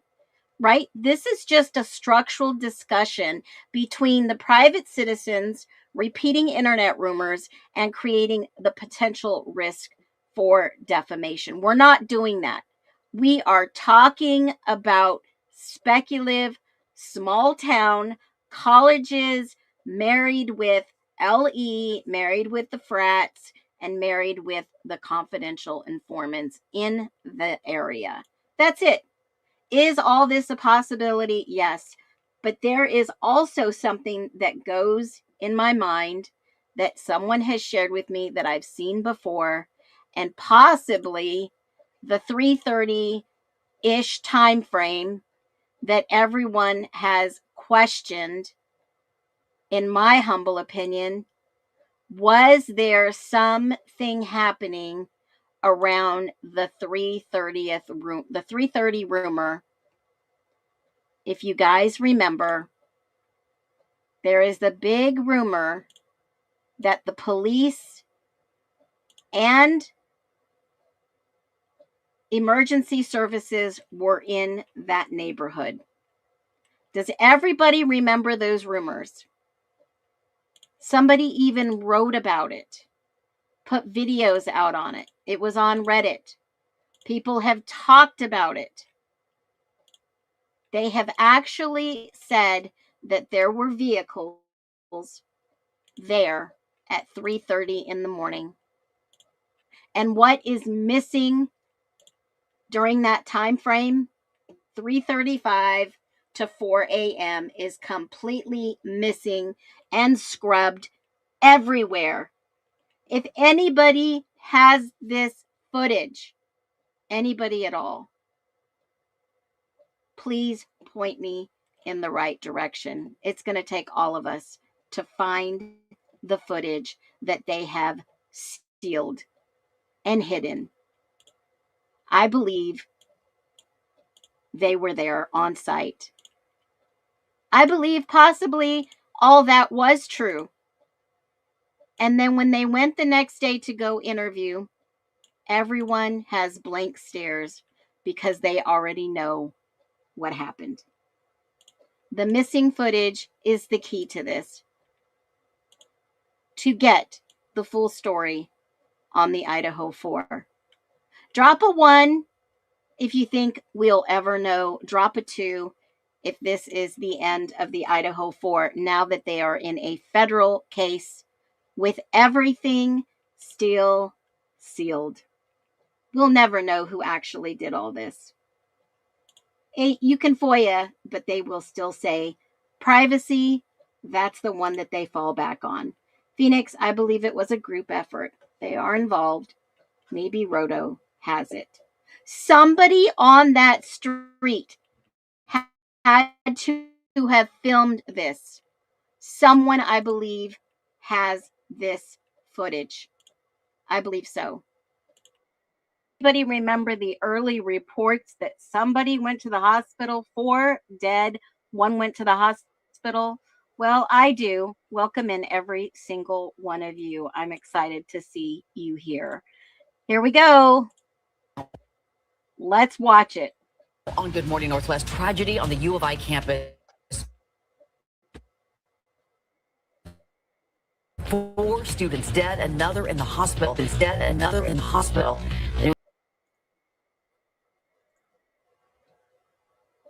So I believe someone has the footage out there that will tell the real story.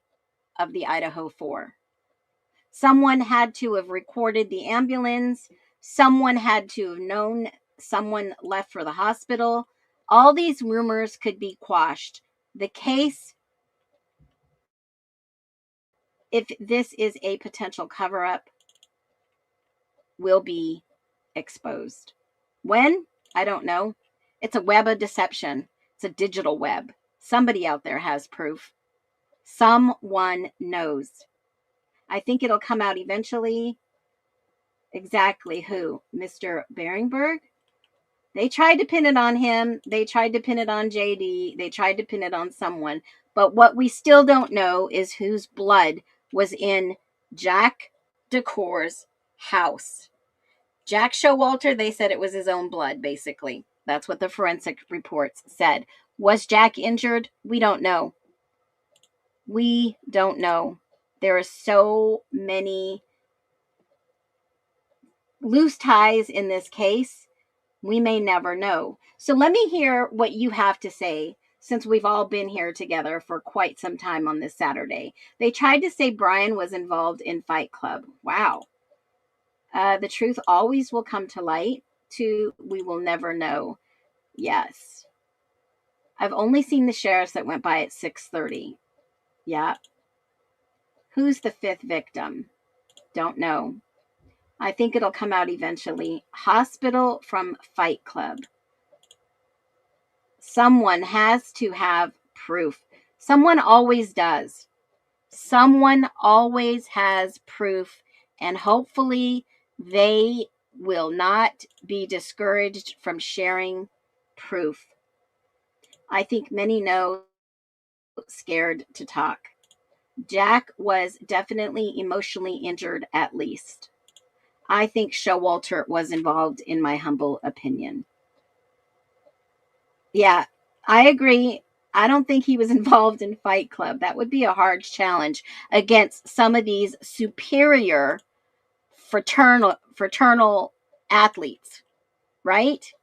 Don't you think that would be like a mismatch of Fight Duke or Fight Club? I mean, about some other person going to the hospital, that was a rumor. It was a rumor because, I mean, honestly, in the forensic documents, there's a missing victim. And in the ISP documents, there is a missing victim. So I believe there is in the sketch I showed you, there is a missing victim. So in 3 different reports, there is a missing victim. Explain that one to me, please. This is the first one. I'll show you all the files so that you guys see. Again, I've shared these before, and I'm going to share something at the end. This is the first one. Number 1 is missing on that document by the ISP. The next one, number 1 is missing here. And on the actual autopsy, missing 1, very first person. And where is the autopsy? Hold on. The autopsy is also missing the first person.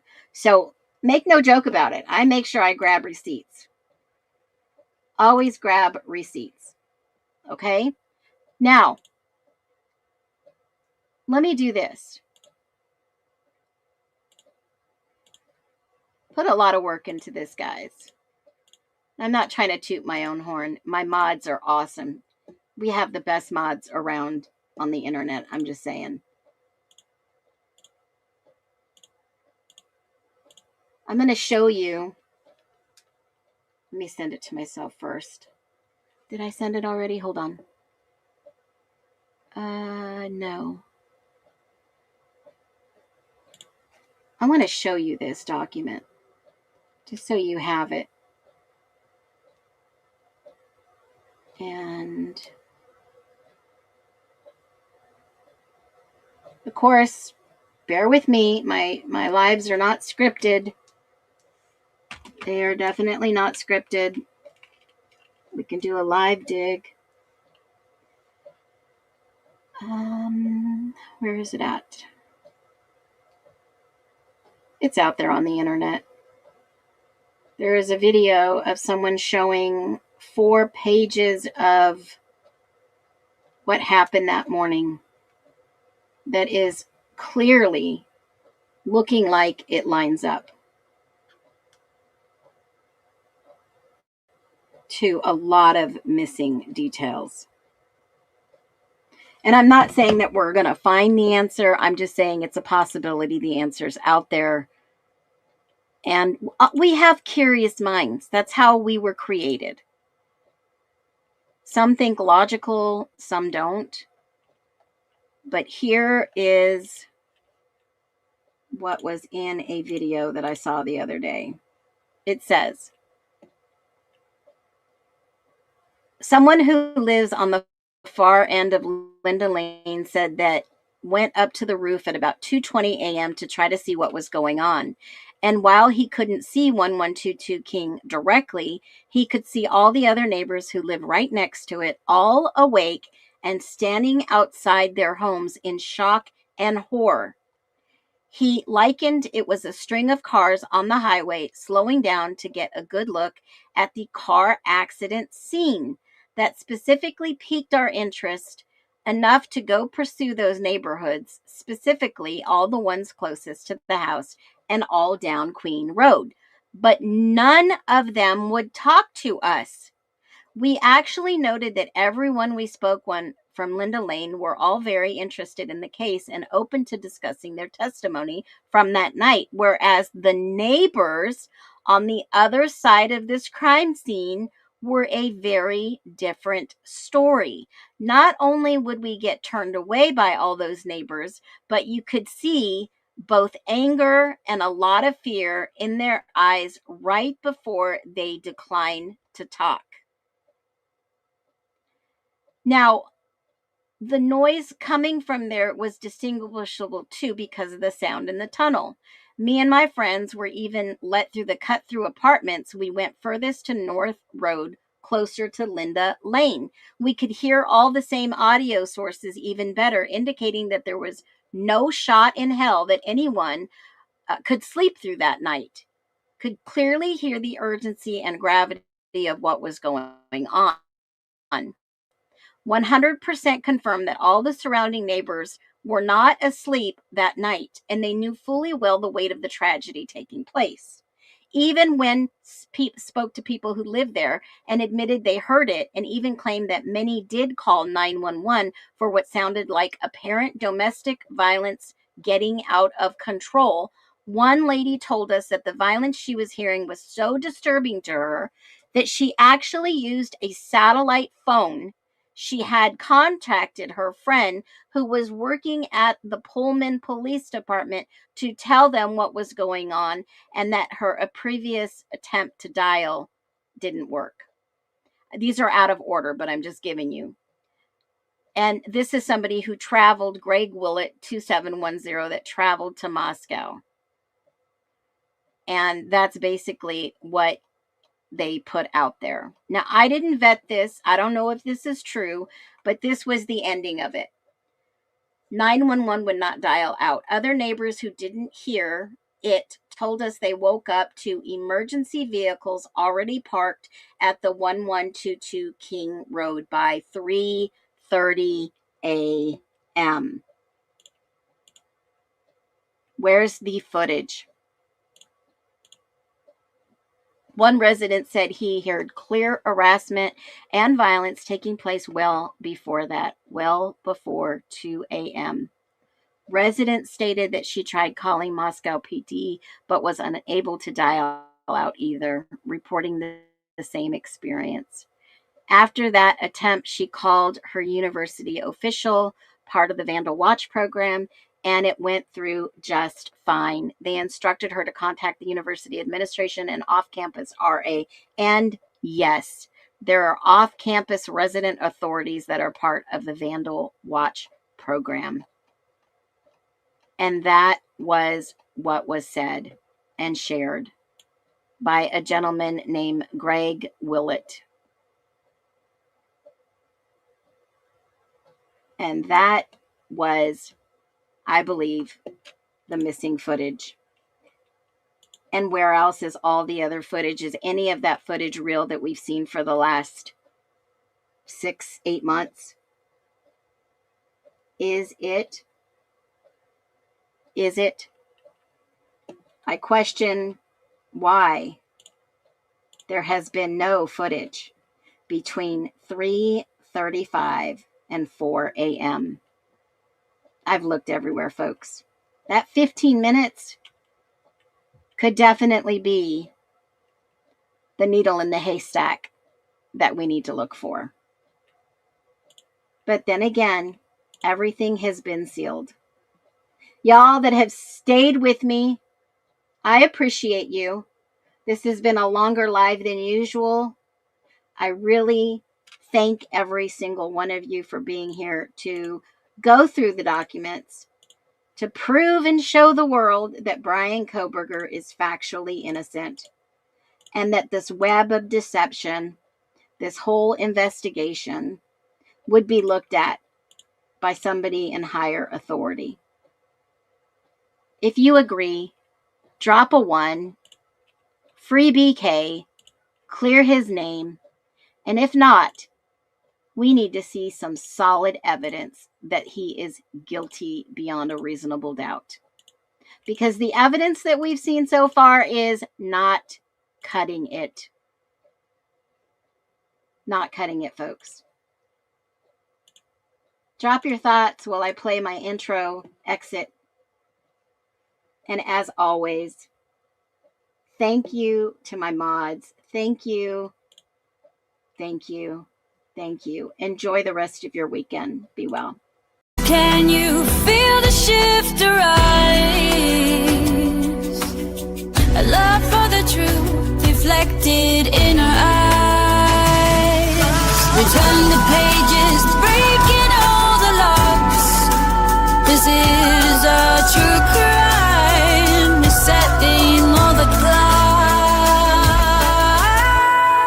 From the ashes of silence, a new day is born. For every lost soul, a promise is sworn. The blindfold is lifting, steady and slow.